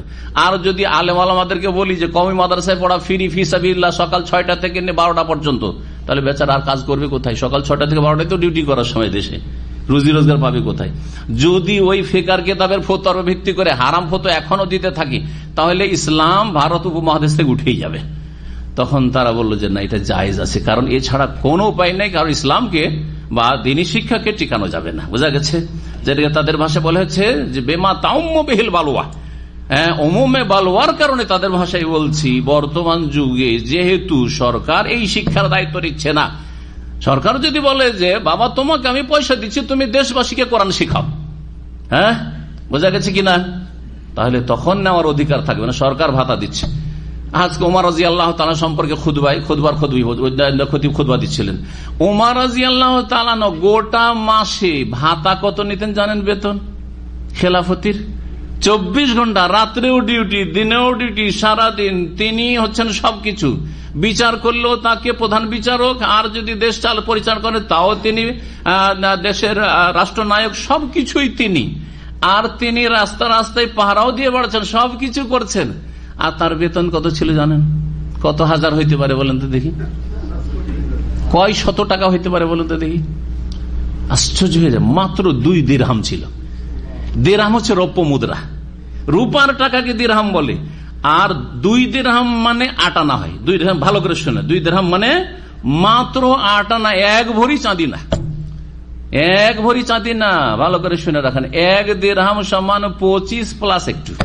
জি, ভালো করে শুনে রাখেন, মাত্র 2 দিরহাম। যার ফলে ছেলে মেয়েদের কোন রকম করে খেয়ে দিয়ে কুতলায়ামুত, খেয়ে দিয়ে কোন করে বাঁচু, যাতে মরে না যায় বাচ্চাগুলি। এই জন্য এর চাইতে ভালো তিনি পারতেন না। তিনি যদি মনে করতেন যে আমার গোল্ড দিয়ে, স্বর্ণ দিয়ে বাড়ি হইতে হবে, হ্যাঁ, স্বর্ণের দরবার হইতে হবে, আমার স্বর্ণের থালা বাসন হইতে হবে, সবকিছু দিয়েই করতে পারতেন। এত ঢেল ধন সম্পদ, হ্যাঁ, রোম আর পারস্য দেশ থেকে তার কাছে গনিমত আর ফেই আর খারাজ আর কত রকমের ধন সম্পদ এসছে বাইতুল মালে, কিন্তু একটি পয়সা তিনি ভক্ষণ করেননি। এর নাম হচ্ছে ইখলাস। ইখলাসের সাথে যা আসছে সেই ভাতাতে কাজ করেন, আল্লাহ বরকত দেবেন, সুনাম থাকবে কিয়ামত পর্যন্ত। যেমন এখনো আমিরুল মুমিনিন ওমর রাদিয়াল্লাহু তাআলা আনহুর ইখলাসের প্রশংসা করছেন, তার তাকওয়ার প্রশংসা করছেন, তার নাম আসতে রাদিয়াল্লাহু আনহু বলা নিজের জন্য জরুরি মনে করছেন। আল্লাহ যেন আমাদেরকে সেই দলে শামিল করেন এবং সেই রকমের ইখলাস আল্লাহ রাব্বুল আলামিন তৈরি করার তৌফিক দান করেন। একটা লোক আপনার শিখতে আসলো, আর সে অসহায় মানুষ, আর তার কাছে শর্ত লাগিয়ে দেবেন। একটা লোক বলছে চলেন আমাদের এখানে, হুজুর আমাদের এখানে একটু দিনের কাজ একটা ওয়াজ করতে হবে, লোকেরা নামাজ পড়ছেন না। হ্যাঁ, আমার ওয়াজের ফিস হচ্ছে 20,000 টাকা। হ্যাঁ, মোটেই জায়েজ নাই। কিন্তু আপনার সংসার আছে, আপনার সংসার চলার মতো দেখেন যেখানে বেশি দিতে পারবে বেশি, আর যদি সরকার দিয়ে দেয় অথবা কোনো প্রতিষ্ঠান দিয়ে দেয় তো যথেষ্ট। সরকার বা প্রতিষ্ঠান আপনাকে কিছু দিয়ে দিছে, যেটা দিয়ে আপনার মাসের আলহামদুলিল্লাহ খরচ খরচা চলছে, যে অনেক টাকা জমা করতে হবে, চলছে আলহামদুলিল্লাহ চলছে। তারপরে ফিসাবিল্লাহ বাকিটা আপনি নাকি নিজের আখিরাতের সম্বলের জন্য কাজ করেন। আল্লাহ যেন তৌফিক দান করেন। তোমরা সত্যকে মিথ্যার সাথে সংমিশ্রণ করিও না এবং সত্যকে গোপন করিও না জেনে শুনে। আর তোমরা নামাজ কায়েম করো, যাকাত প্রদান করো, আর রুকুকারীদের সাথে মুসল্লিদের সাথে তোমরা নামাজ পড়ো। ওয়ারকাউ মার রাকিন দিয়ে জামাতে নামাজ পড়াকে ওয়াজিব করা হয়েছে। সুতরাং সঠিক মতে জামাত সহকারে পুরুষদের মসজিদে এসে নামাজ পড়া ওয়াজিব। মহিলাদের জন্য জামাত নেই বা জামাত ফরজ নেই, কিন্তু বাড়িতে মহিলারা জামাত করতে পারে। আর বাকি পুরুষদেরকে, যারা সুস্থ মানুষ মসজিদে আসতে পারে, আজান শুনতে পায়, তাদের জন্য মসজিদে নামাজ পড়া ওয়াজিব, সুন্নাতে মুআক্কাদা নয়। সুন্নাতে মুআক্কাদার ফতোয়াটি ঠিক নাই, দুর্বল ফতোয়া। সহিহ ফতোয়া আছে যে যারা জামাতে নামাজ পড়বে না তারা গুনাহগার হবে, কাবিরা গুনাহ করবে, এবং নবী করিম সাল্লাল্লাহু আলাইহি ওয়াসাল্লাম কঠোর শাস্তির কথা বলেছেন তাদের ক্ষেত্রে। আল্লাহ যেন আমাদেরকে হেদায়েত রাখেন এবং আল্লাহ রাব্বুল আলামিন যেন আমাদেরকে দিনের উপর অটলতা দান করেন এবং 5 ওয়াক্ত নামাজ সুন্দর করে কায়েম করার তৌফিক দান করেন। কোরআন বুঝে আমল করা আল্লাহ যেন তৌফিক দান করেন। সাল্লাল্লাহু আলাইহি ওয়া সাল্লাম নবিয়ানা মুহাম্মদ ওয়া আলা আলিহি ওয়া সাহবিহি আজমাইন।